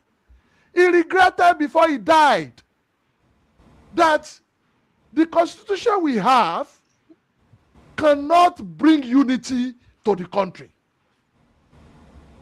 That is the only way we are doomed to perish as a country. And, you know, Chief Emeka Anyaku, he said, we either restructure or we perish. That is also in my book too. I analyze all of this. We are in trouble. We cannot function as a country like this. Okay, look at it this way. The North, they have a culture of having mass children, giving birth en mass. Some of these children, they have a culture of putting them in a Quranic school where their parents abandon them and they become menace for the society. Many of them are now being recruited into Boko Haram, into terrorism. And now they are terrorizing not only the North, but they are terrorizing the Southwest now. And Tinubu is sitting there looking. He has the opportunity now to lead the restructuring of the country, whatever it may take. Okay? So that is the problem. We cannot, even the North is not having, the North is even at the receiving end, most receiving end now. Either they like it or not. Only restructuring can help them out of the problem they are facing. And all of us. So you mentioned that there are two polar extremes. And that is as an American, I'm a Nigerian and I'm an, so as an American now, I want to talk as an American now. Is it me? You know, as an American, okay, I thought I was the one. as an American now, you have the Republican, you have the extreme Republican, you have the extreme Democrat. And as you said, those of us in the middle, who wants to balance both sides, we don't have voice. That is where we need to raise our voice in Nigeria. There should not be any other thing now to be talking in Nigeria than restructuring. To be honest with you, there's no way we can manage the country without restructuring. Let the Igbos have a southeast. Let them run their government. Let the Yorubas have a southwest. Let them run their government. Let's collaborate. We have different culture. Let the northwest run their own system. And then, of course, we have a one country. We can rotate presidency. We have to do that. If we don't do that, we are doomed to fail. And that is what Mr. James said, that Nigeria is unredeemable. That is the only time that Nigeria will become irredeemable. Okay, thank you, sir. My thought there is for even the National Assembly and someone in the National Assembly to even phantom the idea that you can actually take out a people from their ancestral land and the people they identify with and add to another state only because a mineral resources that you think will benefit the people has been discovered. I don't know how to say. It's preposterous. Yeah. For KJ, anybody that will not happen. That will not happen, KJ. That will not happen. Because, when people ask for state creation, because what you said is similar to state creation, it will not happen because the constitution, even the nonsensical constitution we run, will not make it happen. State creation cannot happen in Nigeria under civilian rule.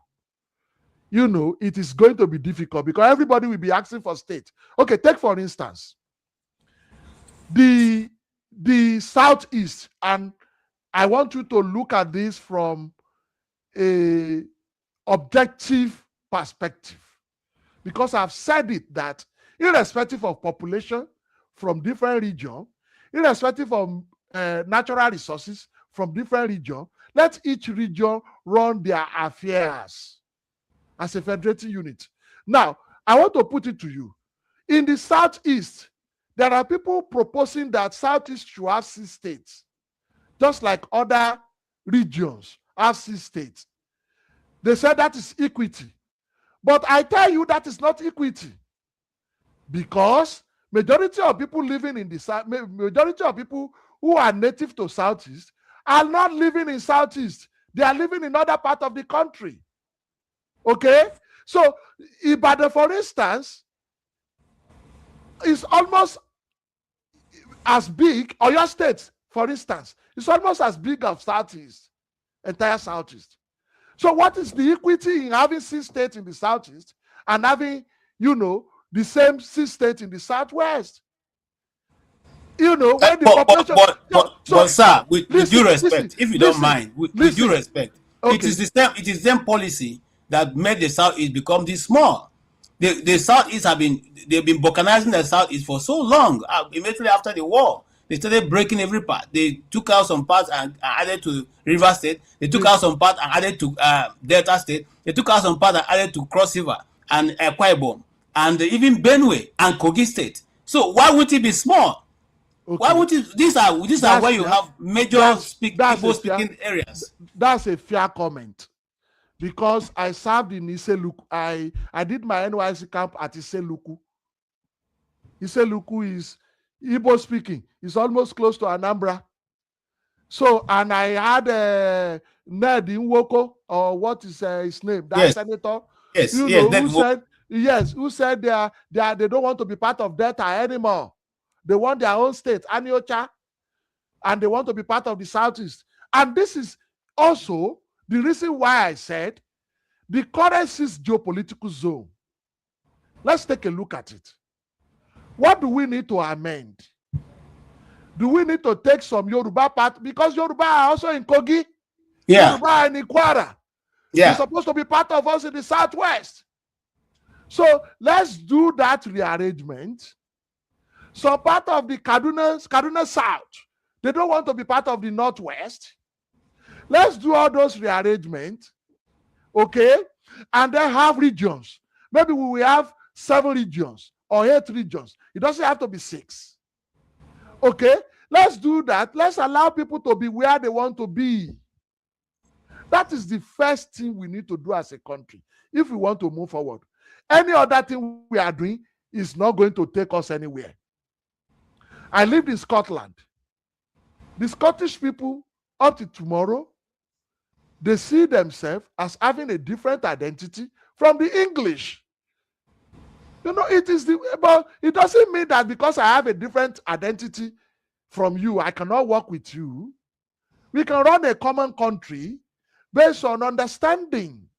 That is always my view. I agree. Thank you, sir. All right, thank you so much, KJ. Let's go to Pansat. Pansat, welcome. Thank you very much, Rudolph, and welcome, Dr. Salako, yes, sir. And KJ and Mr. James. I was listening to the guest. A lot of his politics are sound, make a lot of sense. And then, towards the end there, he started making some mistakes that a lot of people make colloquially online. For example, one of the things that you normally would see when maps were mapped, when a map is drawn, underneath, there'll be a disclaimer that says, this thing is not drawn to scale. Most maps are not drawn to scale, especially the Nigerian maps.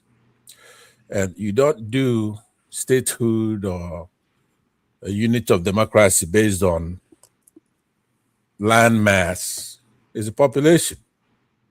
If you look at, for example, Lagos, some cities are bigger than Lagos State. If you take a very good look at it, Borno and Yobe is bigger than all southwestern states put together. But when it comes to the Igbo stuff, even educated Yorubas make a lot of mistakes, the way they talk about Igbos. And then that permeates to the uneducated ones, of which they have a lot in the Southwest. We cannot be proposing things that are very difficult to do. Restructure is a compound word that means a lot of things to a lot of people.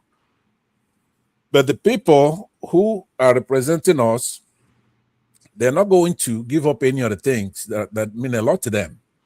See, we don't have too much problem, but we do have to solve the very few that are holding us down, right? We talk about resources. Somebody like Dangote is a big problem for our country. You can't say that. He's a very big problem for the country when it comes to our natural resources. We have to identify that and take care of that for one thing. Now, when it comes to what I want to do is to just cut it short. I do want to see the second half of the game. What I want to come on because I see somebody from the Southwest who's educated and who's fair. I gotta tell you, sir, you are one of the few. We have a problem from the Southwest. And you did mention something about the North and the way they deal with our natural resources, keeping the gold and doing things like that, not going to school, not having we have a problem from the the North. But we have a major problem with Southwest and propaganda and lies and not trying to be cohesive and work with those of us who are in the South to pull the country together. Yes, you're going to complain about Tinubu. How is he going to be able to do the things he's supposed to do? He cannot do the things he's supposed to do. He's been a big problem. From 2015, he sunk the country all the way down. Without Tinubu, Buhari would not be president. He sold out the entire South. There's nothing called South anymore. He worked together with Buhari, Northern Muslims, to wrest power from Jonathan after a bunch of lies and propaganda against Jonathan. So he clawed his way in there and had Buhari rig the election for him. So one of the problems that we have to solve in the country is people from the Southwest. Can I respond? No, let me just land on. I'm going to land now, and then I will listen. What I mean by that is that unless we solve the problem from the Southwest, we have a problem. It's very, very important. What is the problem? You keep saying solve the problem. What's the problem? The problem in the Southwest is that, number one, they are against the Igbos emerging, right? They, for whatever reason, now they may have a good. Hold on. This is the issue I had with one man the other day. Yeah. Who you said they? Are you talking about everybody from the Southwest, including Adebanjo, who was supporting Obi? You can't generalize. Yeah. And people only in this case, can generalization work. Just hold on. Let me answer that. I know what you're saying. That's a big difference between me and what you're one man, because you keep making that statement. I'm an anthropologist, of which there's a little tribal issue in what I talk about. One man is a tribal, a racist, a tribal digger, right? What I'm saying to you, you could stick your head in the sand, Rudolph, if you want. But if you're having a candid conversation, I've said here that the best African we have coming from Nigeria, for one thing, is Delefado to me. That's a pure African, a black man, somebody who's fair. Like I just gave Ola here, Dr. Salako, credit for being up and up, looking at all angles and saying the right things. But I also said fairly that he fall into that criticism of talking about something like. But you are not fair. You are not fair to me. I have to cut you here. I'm sorry. You are not fair to me. When I made reference to the Southeast, the one you are talking about, in terms of land, I also made reference to the population. You know, so when you ask for C state in the current Southeast, and you compare it with the Southwest, the population and the landmass of Oyo State alone, where I come from, is bigger than the entire current Southeast. That is not true. Now, listen to me. You prove that to me now. Prove it. Go check. Go do your geography. Now, I'm doing that now. I'm prepared to answer you. Allow me. No, but you have to say something that's true. KJ corrected me and said it's because part of this, what should be part of Southeast, was taken to rivers, was taken to Delta, and I agree with him. Now we are having conversation. And I now said part of the what should be Southwest also is part of Kwara. No, it's not. It's not the same thing. It's the same thing. It's the same thing. It's part of Kogi. It's part of Kogi. Okay, but hold on. Yorubas are in Kogi. Yorubas are in Kogi. Yorubas are in Kwara. I know. Let me land. Listen. You have to have a conversation because you spoke a long time. But I have not landed my point. The problem. Right? You have an issue with my point, but let me land my point. Okay, Pansat. Let me land. Okay. Yeah, let me land. What I'm saying is that all those colloquial stuff that I bantered about, this is bigger than this, that doesn't have a proof. You have no proof. I just told you maps are not drawn to scale. One of the worst things anybody could do is to have a Yoruba person draw a map that includes the Igbos. He's going to give him the smallest. Okay, Pansat, stop. The map of Nigeria. We know the size of every state. Niger State is bigger than the whole of Southeast. I don't know why you are thinking that you can. I just told you. No. Right? It's not about how you appear. Listen, Pansat. I just told you that Borno State and Yobe State is bigger than the entire Southwest. So what does that mean? So this is the argument. I disagree with you. Let's pull up your map. Now, we can talk about land. We can talk about population. Right. The way we will the Igbo population is double that of the Yorubas. The Igbo population. Let me say this to you. The Igbo population is over 120 million, double that of the Southwest. So hold on. Okay, let's assume you are correct. No, you can't assume. So this is the thing. The problem we have in this argument is that the population of Nigeria is not clear. It's not known. I can't take any figures coming out. It's unknown. We haven't done a census in over 10 years. The Constitution requires us to do over it. 20 years. Basing mine on observation. No, right? we don't. I'm not taking observation. I'm not taking observation. Rudolph, hold on, Fansa. Let me finish. Don't tell me what the facts are. I'm the moderator. Yeah, but don't tell me what the facts. The point is that the population of Nigeria is of no use. Anybody quoting anything is unacceptable. And then, of course, the first question I was going to ask you guys in this debate is, how did we come about the geopolitical zones? What was the premise of that division when they decided? I think when they decided that there should be 6 geopolitical, that's where we have to start so that we can have a discussion that will make sense. So if the idea is that it was based on population, that the people who came about, I don't know what it was. If it was based on landmass, okay, if they said we want to divide Nigeria based on landmass, then you tell me, then we talk about the landmass and whether the landmass will determine.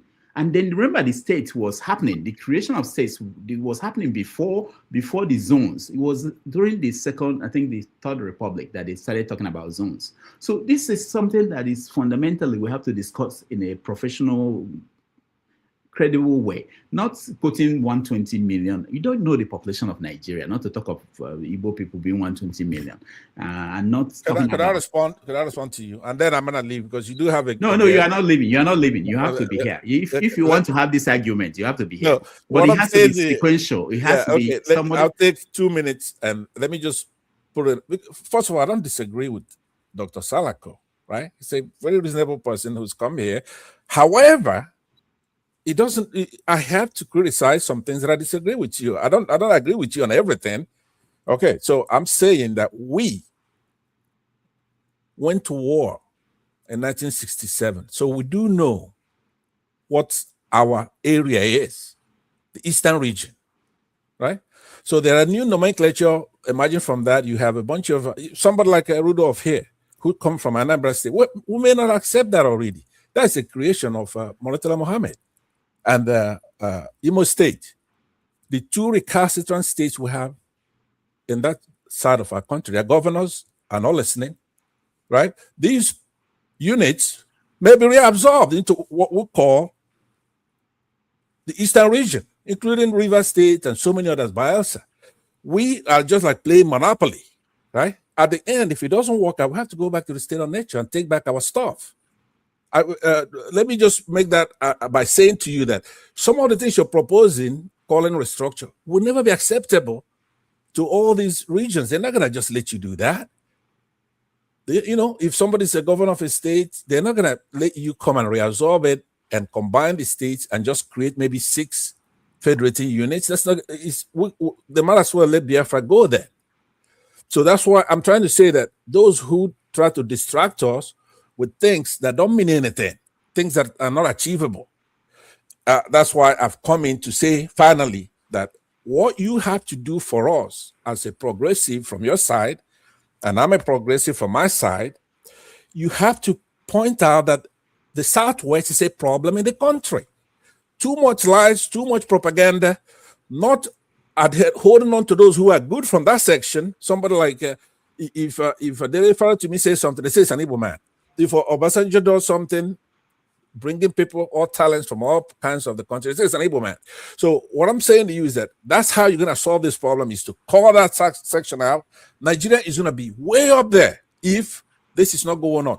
You say it now. You have Tinubu and the Northwesterners, Muslims ruling the country, and they sank us. Plot the graph from 2015 when you have other people, talents like Gozo Konjiwala and all kinds of people. Go and plot it. It's like dropping like a rock. We have no democracy. The economy is no good. It's a bunch of lies because you catch them doing something. They're not hiding it.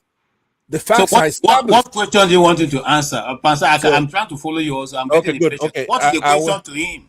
The question I want to ask him is, would you go back, tell your people to remove the logs in their eyes before they point to the specks in the Muslims areas and the Southeast areas? Their problem, needs to be resolved. That's the question I'm asking. We'll solve it section by section.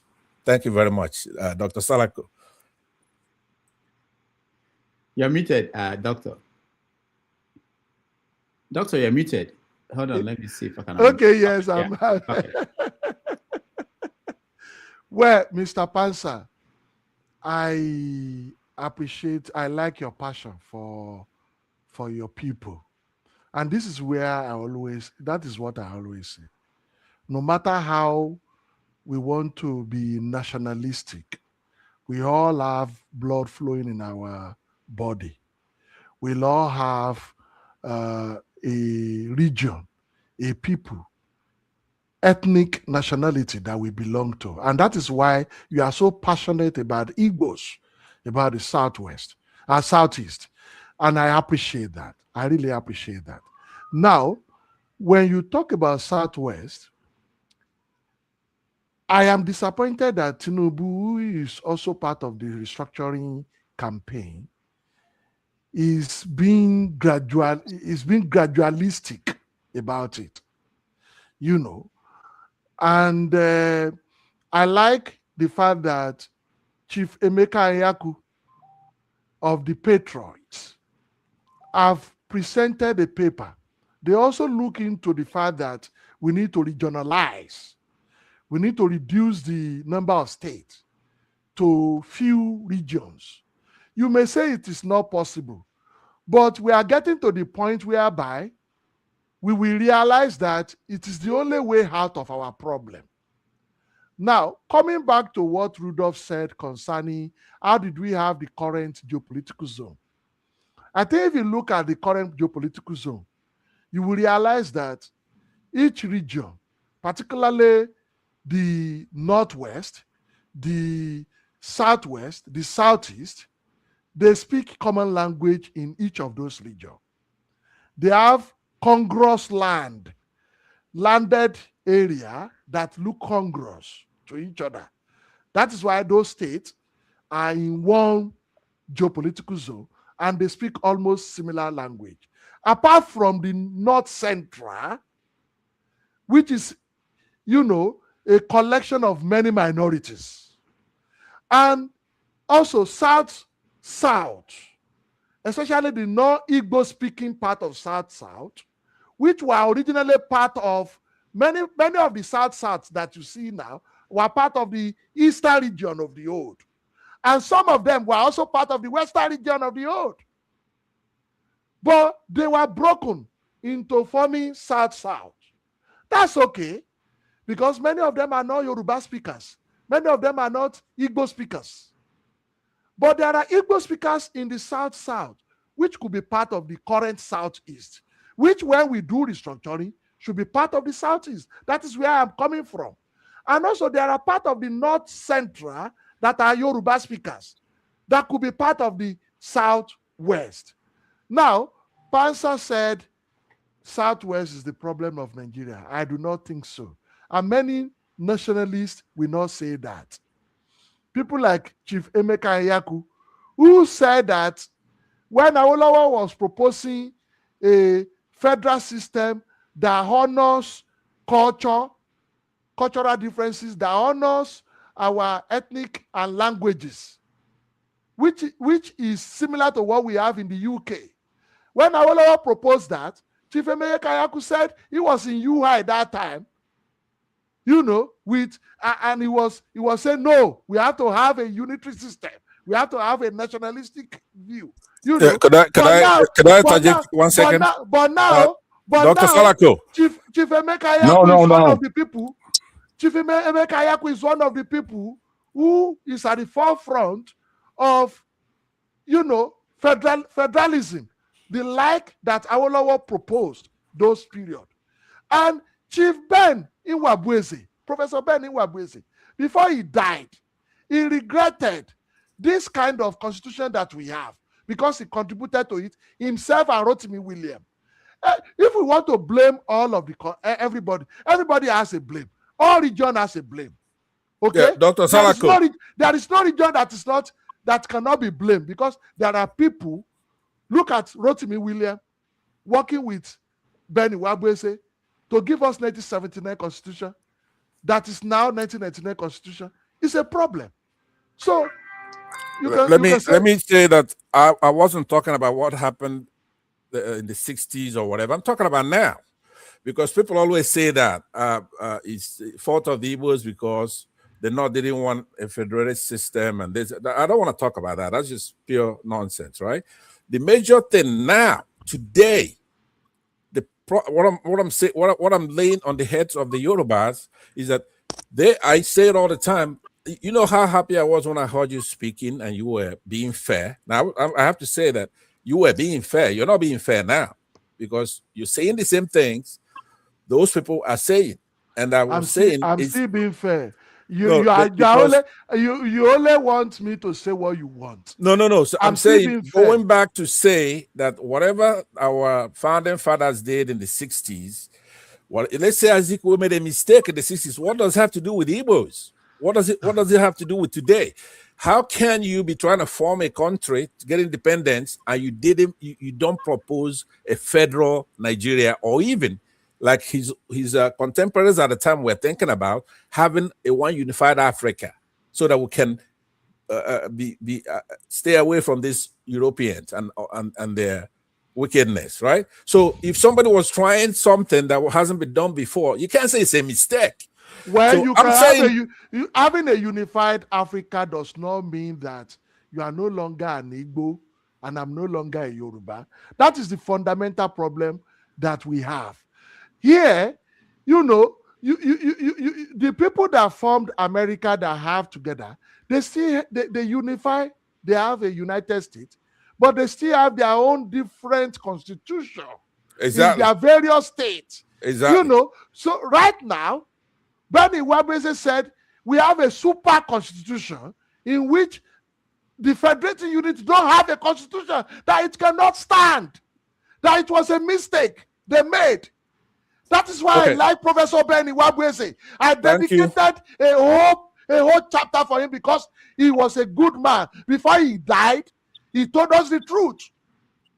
Thank you for coming, Dr. Salako. Rudolph, thanks for indulging me and the fellow panelists. I'll exit, but I hope to see you again. Thank you. I want you to go start the carbon dating from 2015. Okay. That is what our problem is. Tinubu is a big problem for the country. Dangote is a big problem economically for our country. Okay. It rises to the level of economic terrorism, and then political terrorism from Tinubu. He brought about this APC. Let's deal with the problem we have first. But those enabling them from the east. All of them too. You don't want to mention them. No, I'm mentioning them. That's a good point. Those people, see, the difference between the Igbos and the Yorubas is that we embrace Yoruba heroes like Delifara to me, and the Yorubas embrace our worst, right? Like Ozodenjo, Ozodemma, Soludo. That's who they want to embrace. They don't want to embrace Peter Obi, for example, or Ngozi Okonjo-Iweala, all those who are modern. Who told you I don't embrace Ngozi? You do, but I'm not counting you. I have to check your DNA. I just gave you credit that you're different. That's why I came here. Who told you? I've just embraced Professor Bernie Wabese now. Yeah, you did. In this I give you credit. And Chief Ayaku. You see, the problem we have is this. We can go too deep into our ethnicity, which is not helping us. I appreciate us to embrace our ethnicity. It is part of our DNA individually. The Scottish are still looking for independence referendum, another one in England, in Britain now. They want to move away from the English. After 300 years. I think it should even be possible in Nigeria for anybody who wants to leave the union. If you are married to a woman now, if the woman said, if the marriage is not comfortable, the woman can leave, or you can leave. It should be easy. It should be easy. That will even make our marriage more comfortable when we see that. Look at Britain now. They are suffering from their Brexit. Okay? So it should be easy for Yoruba to say they want to go, Igbo to say they want to go. It shouldn't be difficult. and they will bear the consequence. You know. But if the Yoruba say they want to go, we'll let them go. If Igbo say they want to go, the Yoruba won't let us go. Because if the Yoruba agree, who cares what the North says? We've tried it. We did leave before, don't forget, in 1967, right? The Yorubas never left. If the Yoruba want to leave, we're gonna help them. We're gonna pack their stuff. That's another conversation. Okay. Thank you very much, and I hope to see you again. Where Rudolph is not picking on me, he won't let me talk. So when I see you next time, you spoke a lot already. Yeah. You didn't allow Jagun to speak.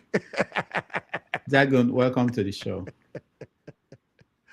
Good afternoon, good evening. Thank you, Rudolph. And indeed, Baba Salako, Baosa.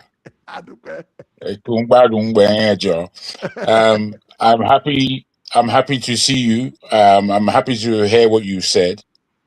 You have to excuse our Pansat. He's one of our favorites, but he's also a comedian that you don't necessarily have to laugh at.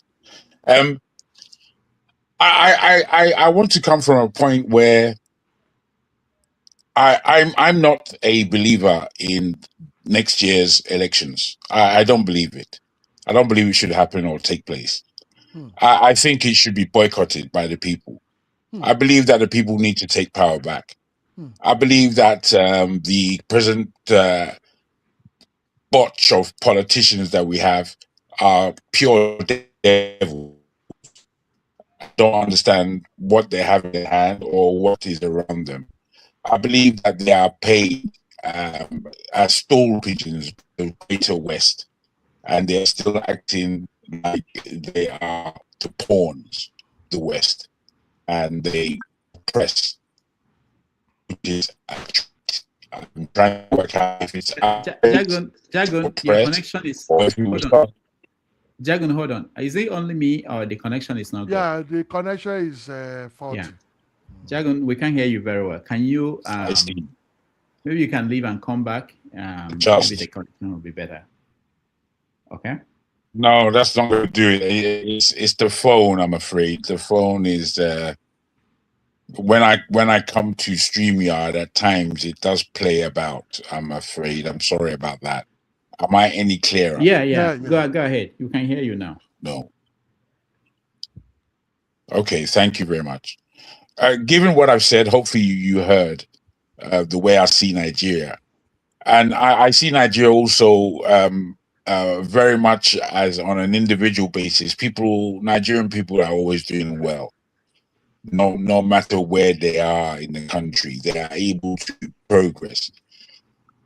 However, the amount of bad news that comes out of Nigeria on a regular basis, I don't know if anyone's really paying attention.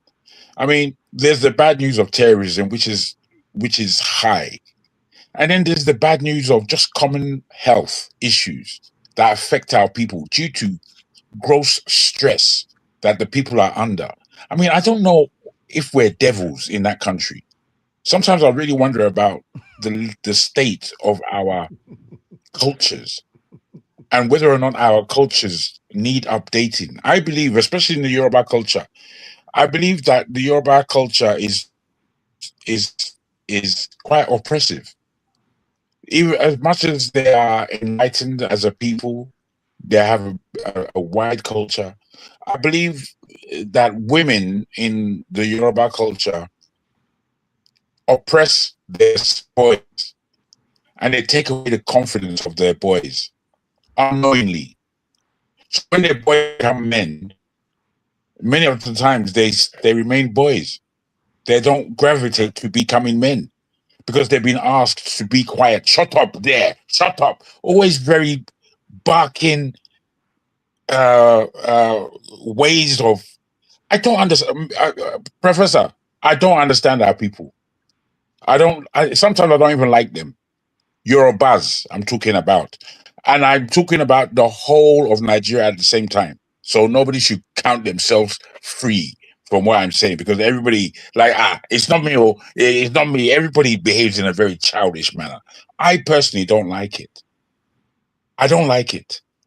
I think we are the ruin of ourselves. I don't know that we can point the finger and blame anybody anymore. We have to really look in the mirror and understand that we are the people at fault.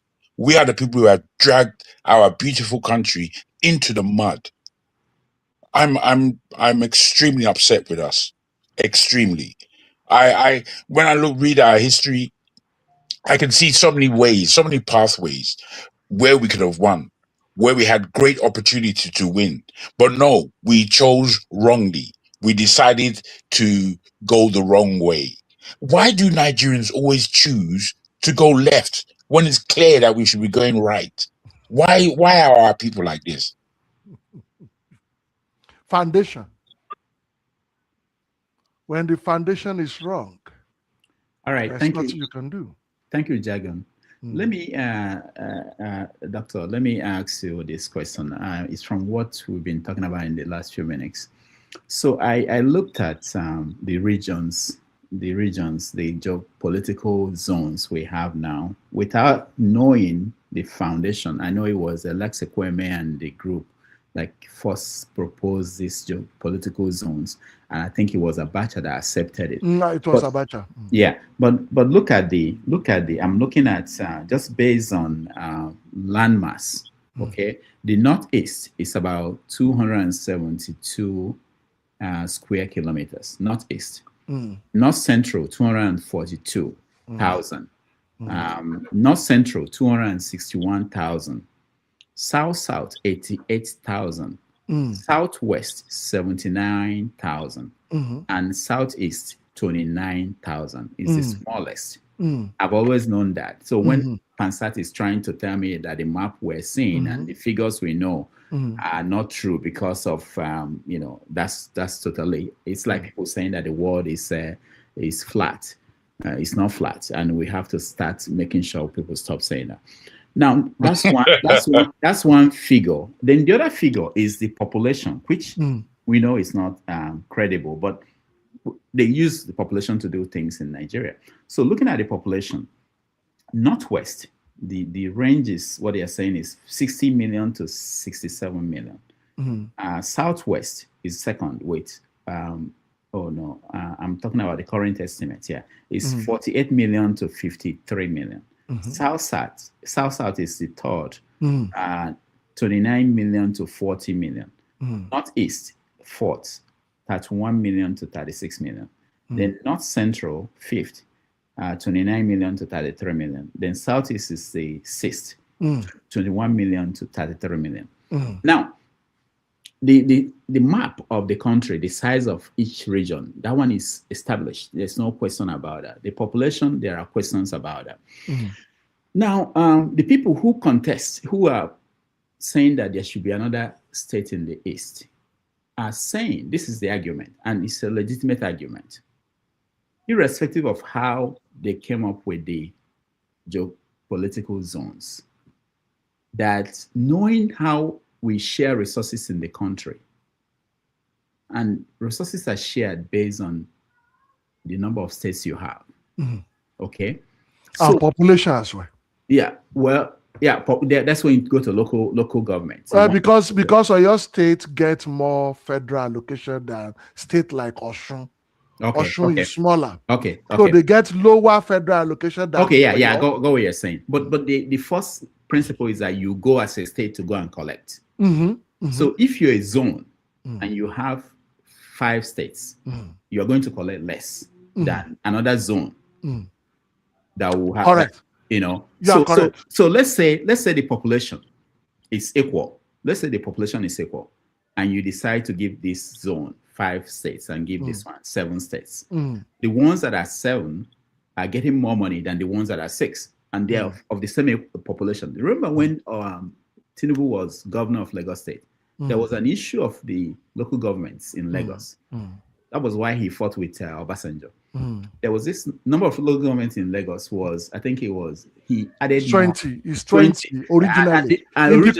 In the constitution, it's 20. Yeah, but the population. But he of added Lagos, about 40. Yeah, but the population of Lagos was equal to Kano. Kano, and Kano had 40. 40. So Tinubu was fighting, and it was accurate. He was fighting that you can't give Kano 40 local It was governments. not accurate. It was not accurate. Look, what was not accurate? Tinubu was not accurate. This is the thing. Okay. So the population in Lagos and the landmass in Lagos, the landmass is not comparable to of course, Kano. of course. But the population, many people living in Lagos, actually, they move from different regions to Lagos. Okay. As at the time they set that thing in the constitution. That is why I don't like, we have a big problem in the country. So they set the number of local government in stone. Based on what? Inside the constitution. Based on as what? at the time they set it, based on population that time, based on the land mass, based on several things they use that time.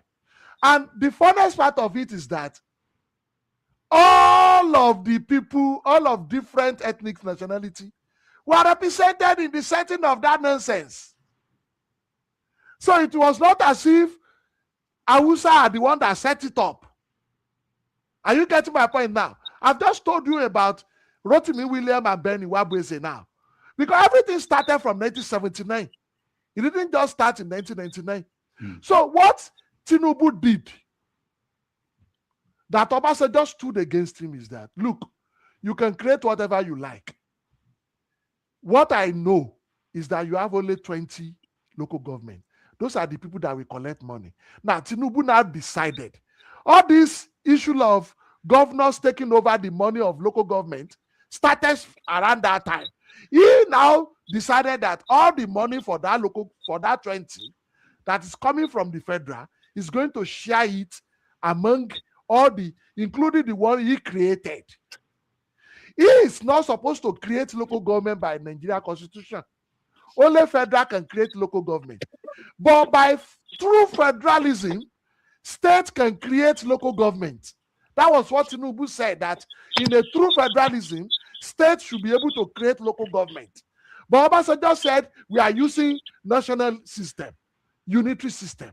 Only federal has the opportunity to create local government, which we already have in the constitution.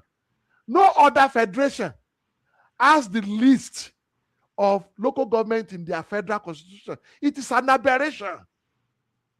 Okay. So we know the issue. We know the problem. Okay.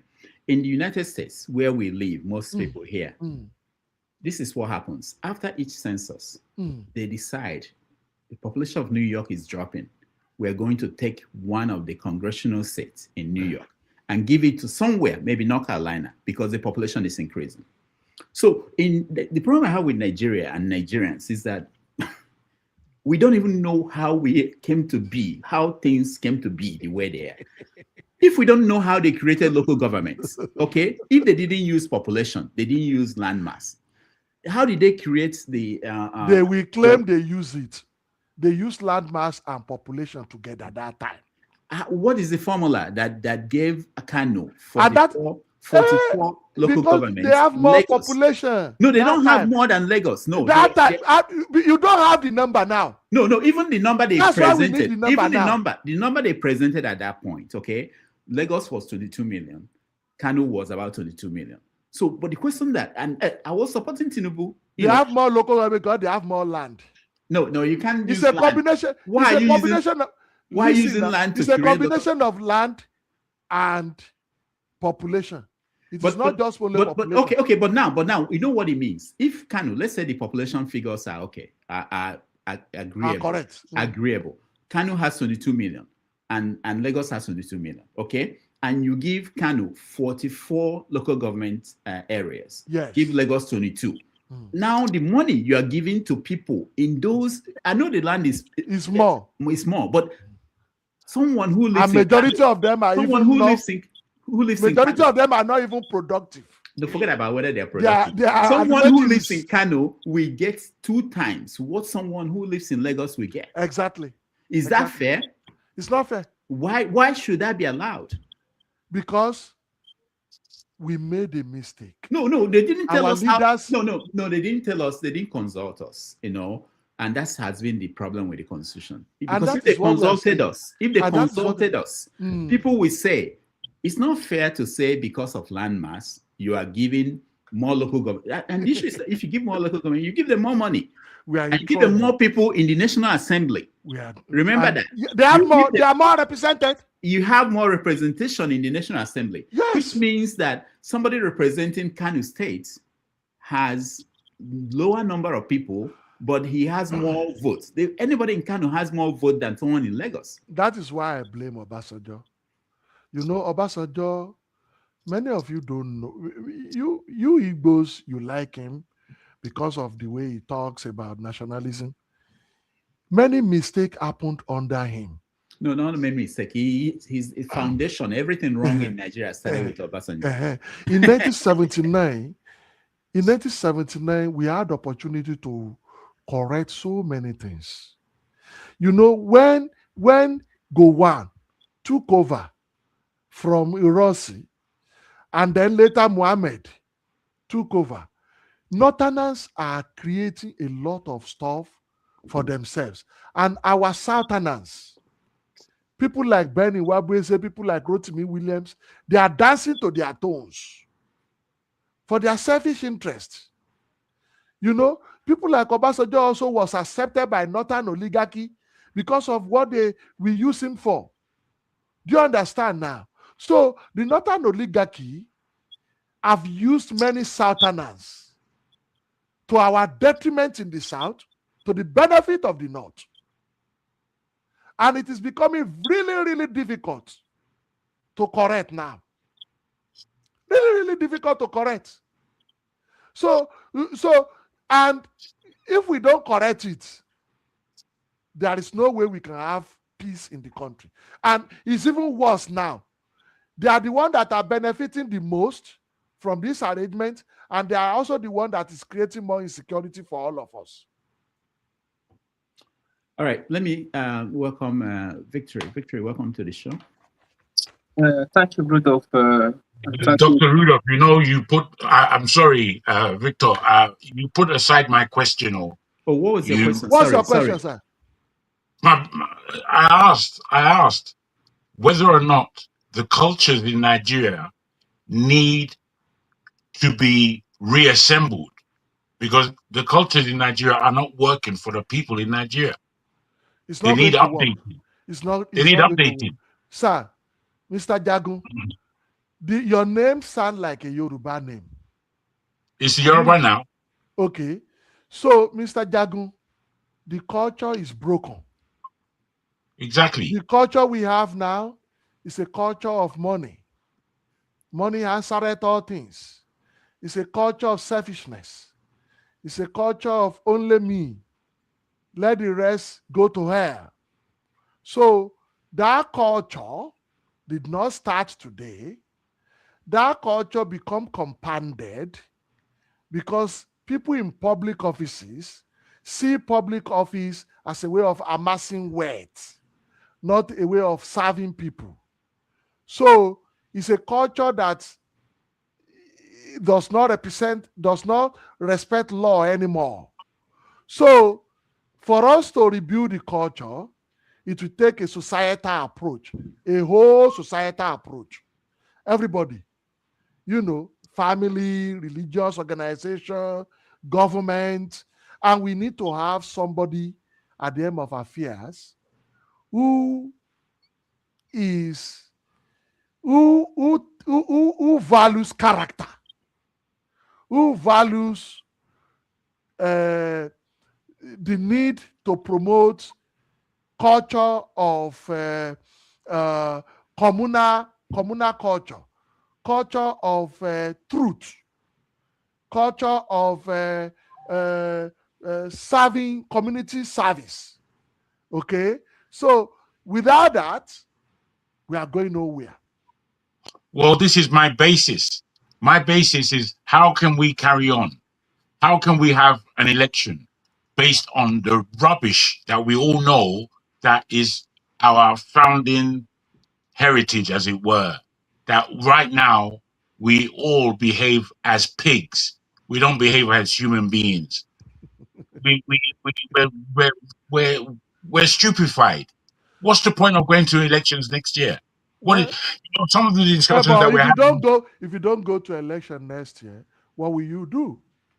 You'd cancel the elections. Then and what the next? people, Then you have anarchy. You want to have no, anarchy? you don't. I'm afraid this is how you look at it, and how many Nigerians look at it. I have them on this show. Then what do we do? Look, I've thought about it. I'm not somebody without a mind. And in my thinking, there should be at least a 3 to 4 year administration that is put up by the people of Nigeria, that actually put the country where it needs to be. The fact how will that happen? How will that happen? My brother, you see, we're asking how as though it's impossible. The rubbish that is taking place, how does that happen is what I don't understand. So I'm saying to you, sir, I'm saying to you that the people need to take the power back. I agree with you. But how do we achieve that? Okay, in taking the power back, somebody like myself that is proposing this, I wouldn't run and hide, even though I don't want my face to be out there. What I would suggest to myself is that I've got a job to do, along with the people who are sitting around the table. And our job is a serious one. We're saying to you, in the next 4 years, in the next 3 years, we are going to put this country back on its feet. And the way we are going to do it is to look at all industries, all business, all geography, and the politics that we build is going to be from this arena. Politics that you need to run for president.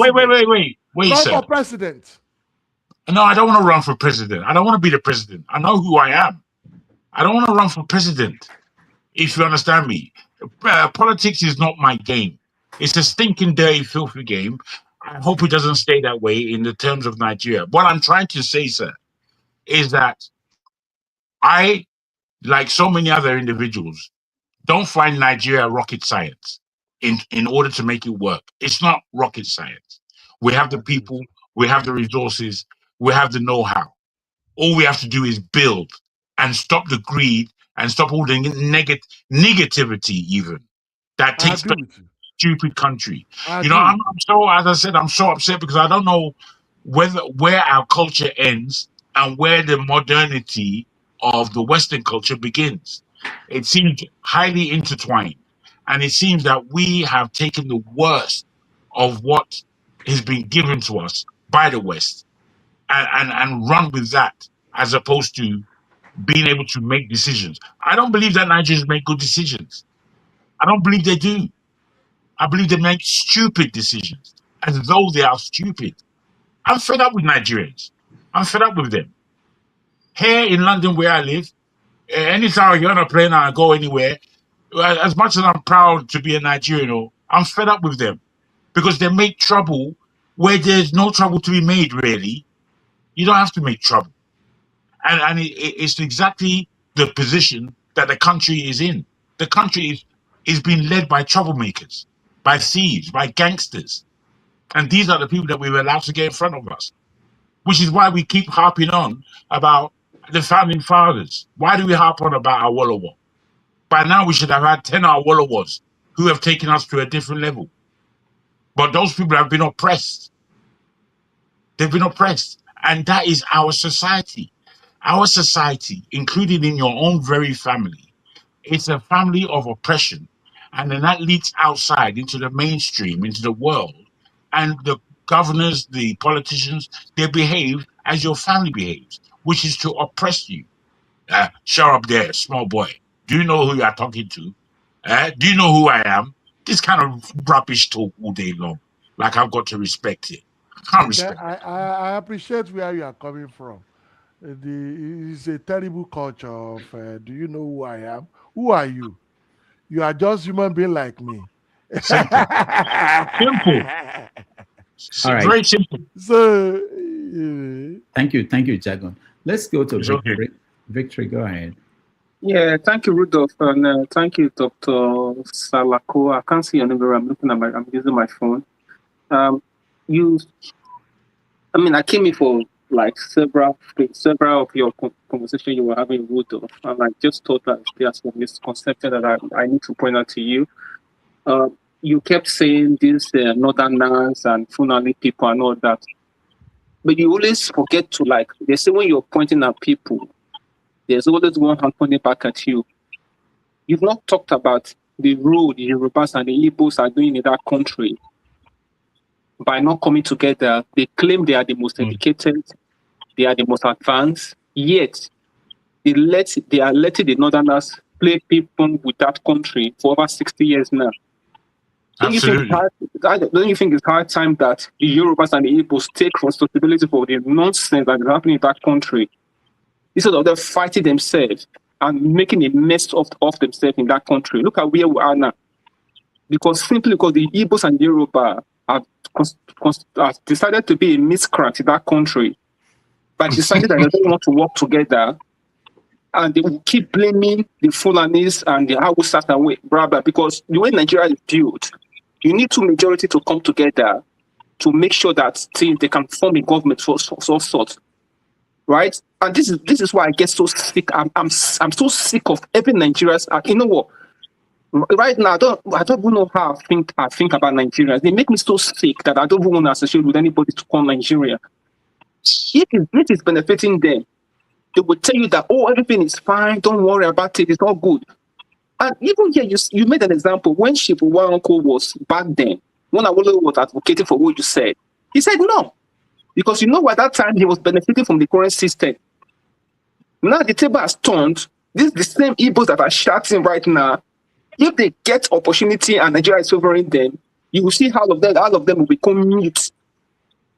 You will never hear from them again. They will tell you that everything is fine. And that's what my own view is, that Nigeria, the only way Nigeria can progress, every ethnic group should stay on their own.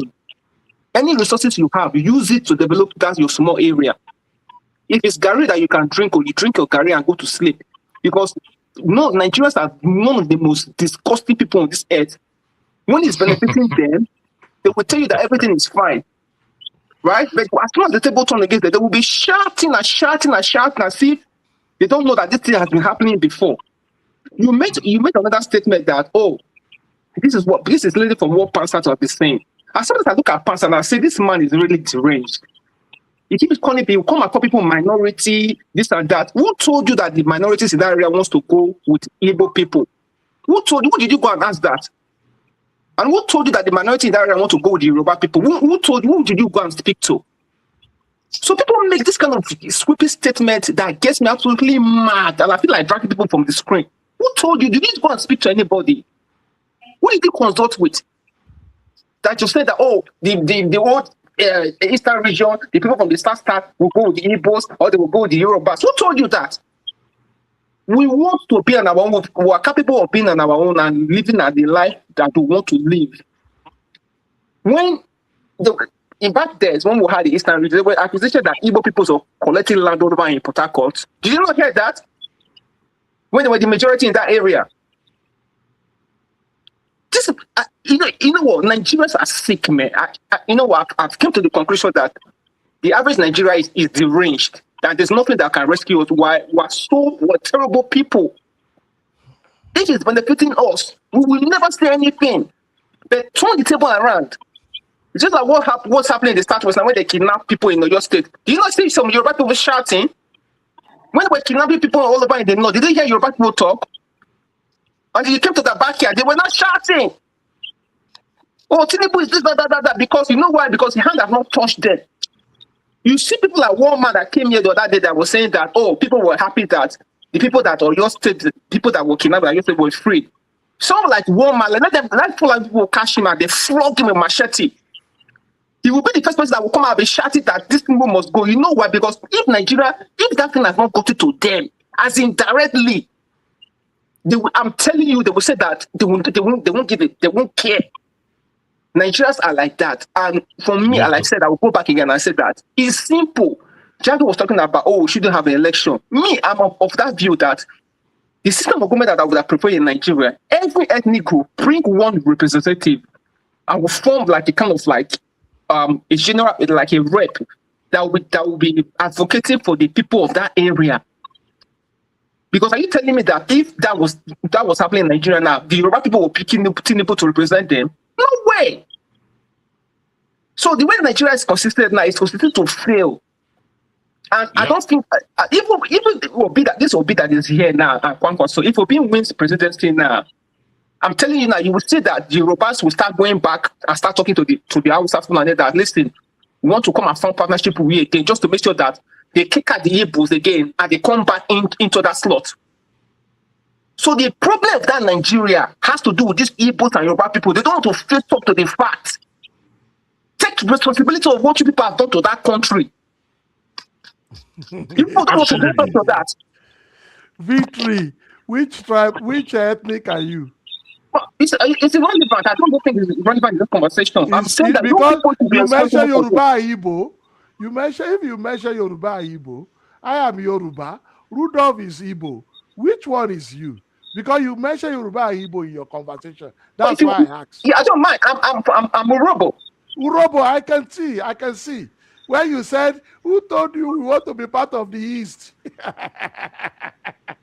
Because Urobo,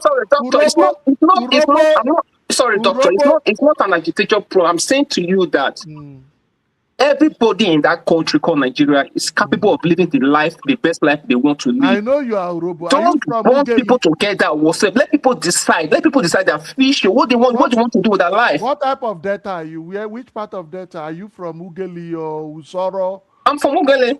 Ugeli, okay. The bigger, I think it's the biggest city of the Urobos. I served in Delta. That's why I'm asking. You know, I used to have friends who are Urobos.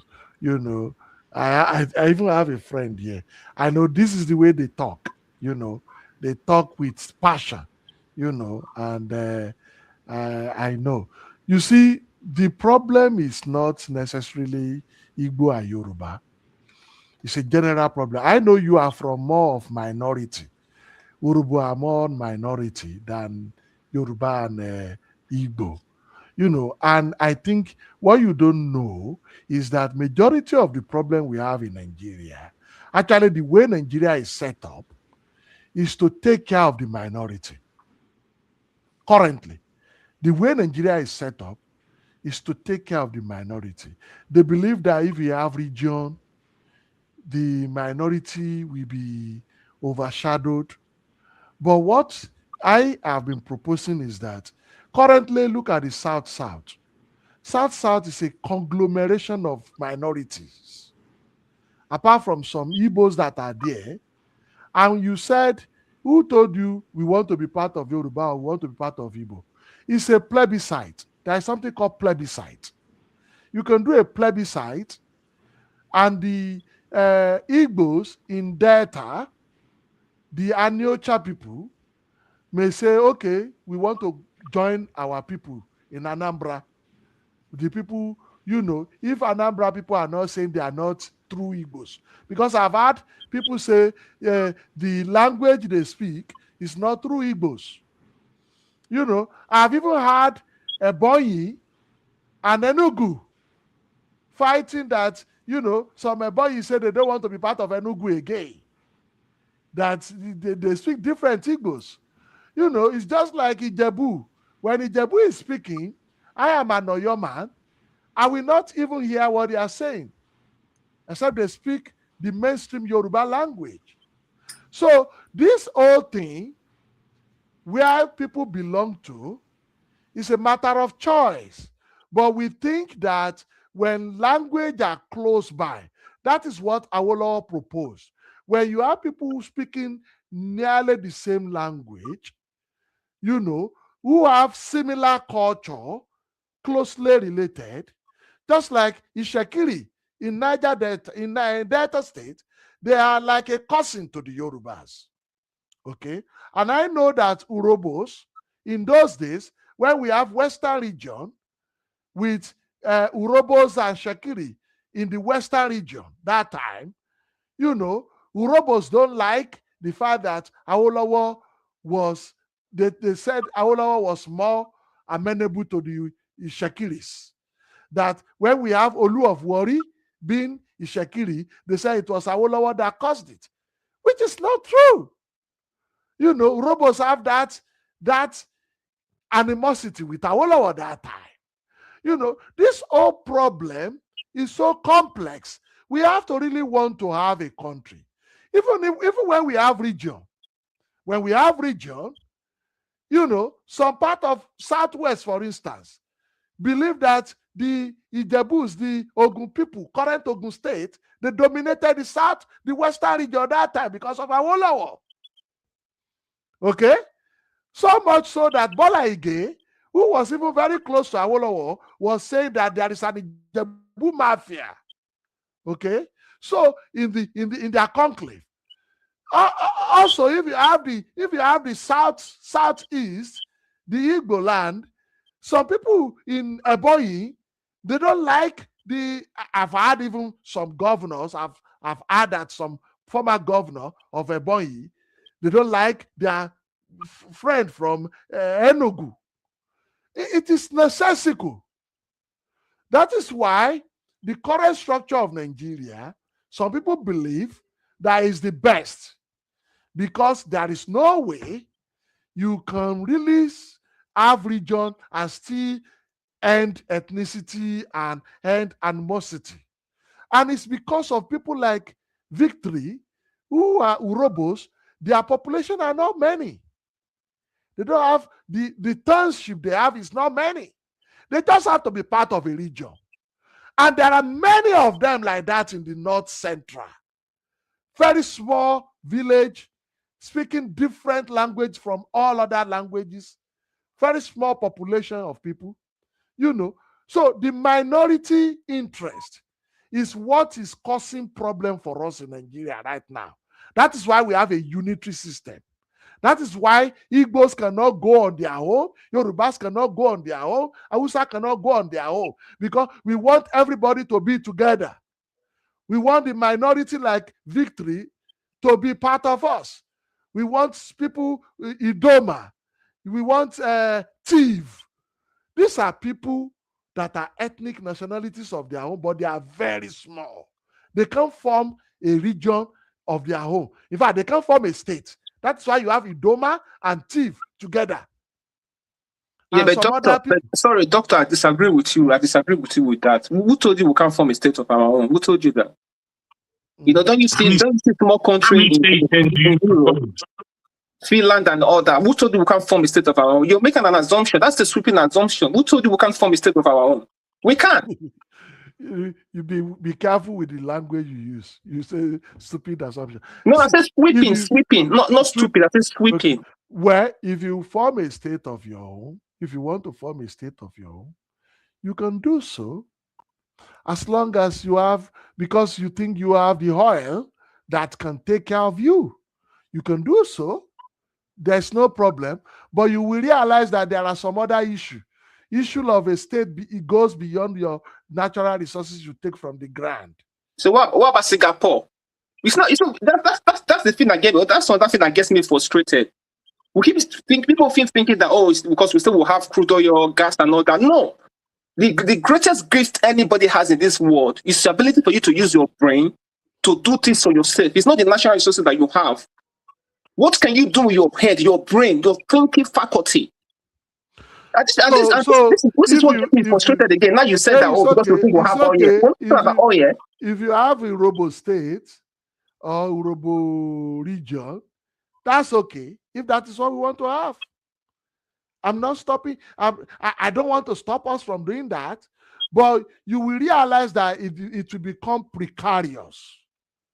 It will become so precarious if you have Idoma state, you have Tiv state, you have Robo state, you have Ishekiri state, you have, it becomes so precarious. No, I disagree with that. The Europeans, that's what they've done.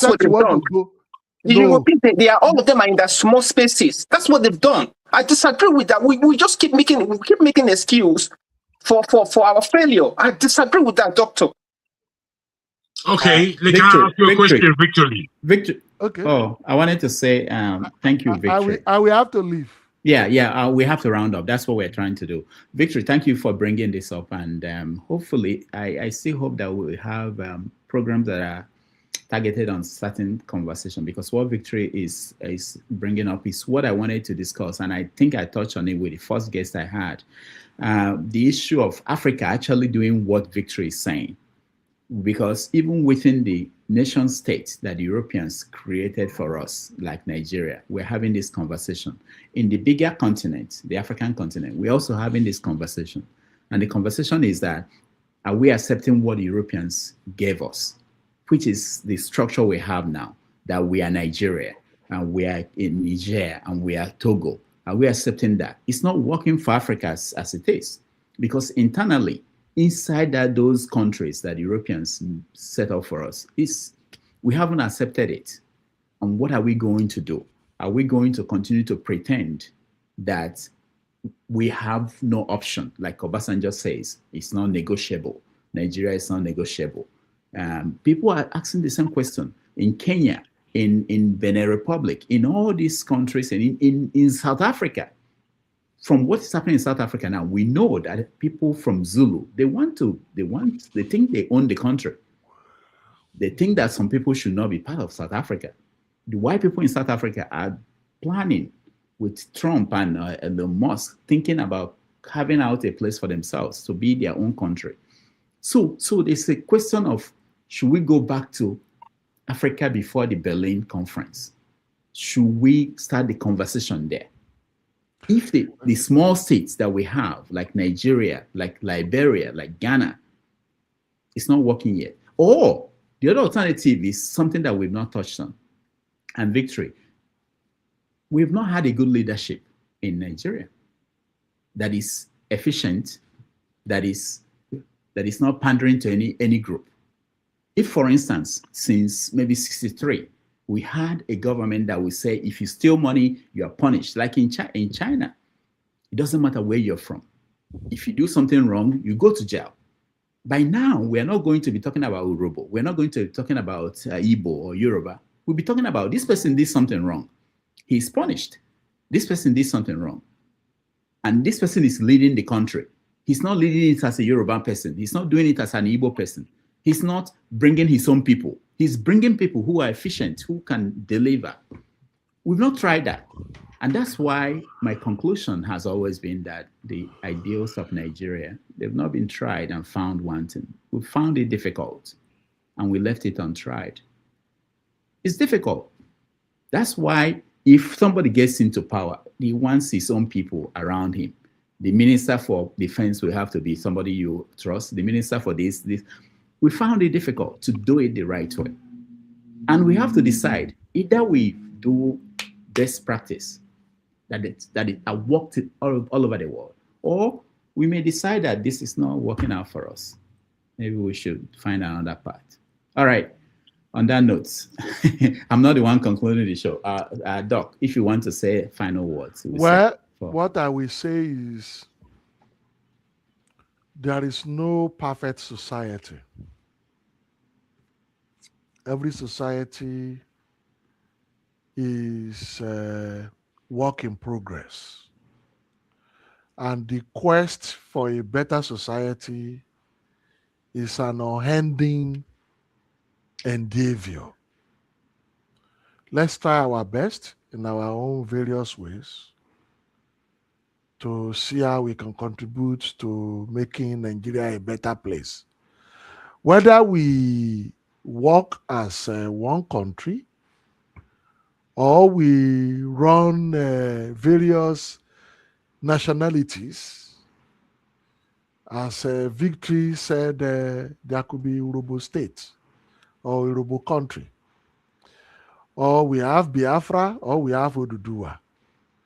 We are still going to be neighbors, whether we like it or not. We are still going to be neighbors. And I came from church to this program. I believe in the scripture. It say, do unto your neighbors what you want your neighbors to do unto you. So let's see ourselves as neighbors. If we do politics by itself is a game of selfishness. You know, whether we like it or not. But let's be careful to do unto others what we want others to do unto us. That's where we end it. And I will also invite you to look forward to my book titled The Unfinished Nigerian Projects. Some of what we are discussing here, I discuss them in detail, and I look at them from the angle of a scientist, which is quite unique, because most people look at nation building from political science and humanity. I look at it from system, from engineering, and I hope you will enjoy it. It's going to be coming out very soon next week. And my article also every week in Monday Tribune, back page Tribune newspaper on Monday. Please join me in conversation.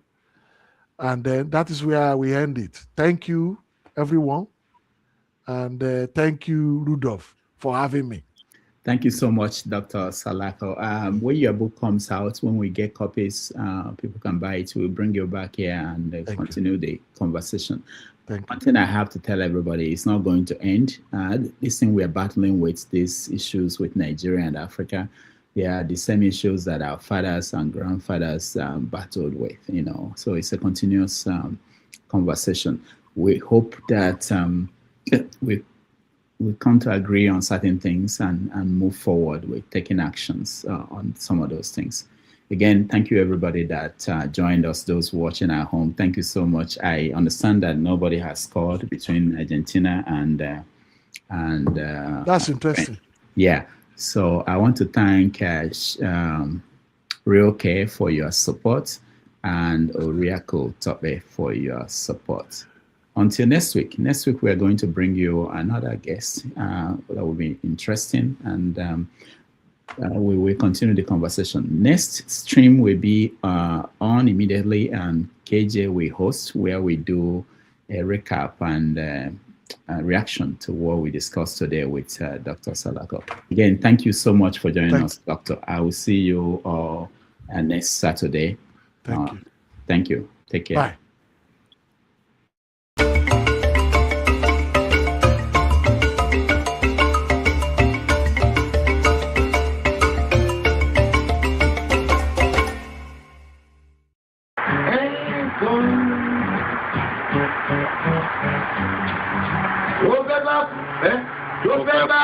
Tó fẹ́ kú torí ẹ̀ o.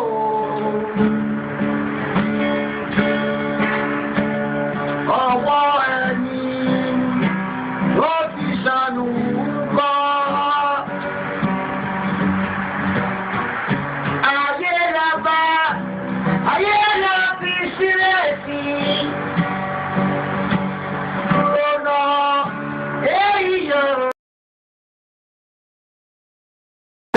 Thank you so much for watching. Thank you. Have you subscribed? Yes, you. Have you subscribed? You. Yeah, before you go, click. It's free. Click. Just that's it. Have you subscribed? You are laughing. Have you subscribed? Have you subscribed? Thank you. Thank you. Thank you. Hey, madam. Thank you so much. I can see you. I can see you. We have to get to 100,000 subscribers. By the end of the year, how are we going to do that if you don't subscribe? Yes, you. Yes, you're about to click off. Why? Have you subscribed? It's free. If you don't, ask your son, ask your daughter how to. Just one click. Thank you. Thank you. I see you. Aha. Thank you very much. Thank you very much. I'll see you tomorrow. That no go better for you now. Last election, you know how much I spent on you now, Obi? Obi one day, now everywhere we they sing. Even my hotel for Ibadan, I dash you now for Obi. I did everything. Now you now sell, you now vote. Now you now even come where we did. How many times where you did when I dey protest here? So I come meet Sheyi and I won't die. Make you not die. Sheyi na good boy. Oh. I met the guy, he removed his cap, he net as Uncle Isaac. He appreciated me as Obi come to greet me since I done the campaign. with all my Obi one day. As Obi come to say thank you, all that you send me work, you go complain tire. If I like say, if I go start to the campaign for Tinubu, because you guys are not even worth it. You are there quiet, they wait for my own video to liberate you when you can liberate yourself. I be Yoruba man. I love Tinubu with all my heart, and I love Tinubu. He's a good guy. As Obi son come visit me, because I say they support Obi, I can withdraw my support. Nobody feed me. Everybody, all man for himself, God for us all. I cut you. I want every day, president. That's actually my president job. President will come your house. Our incoming president. So shall he be in Jesus' name. Amen. And for you others, where they abuse me, you don't see now. I'm the 100% obedient. So you better be obedient. Let me tell you about abuse. Half of the people when they abuse you don't follow up. Well, that was what a very tough man told me. What they do, when they hire people, they carry them, call them most of names. But we are together, and we are winning. And people will tell you one thing I take. Mama, please know, now I'm telling you, one thing I take is criticism. You can never be annoyed with anybody for saying I did something wrong. So anytime you have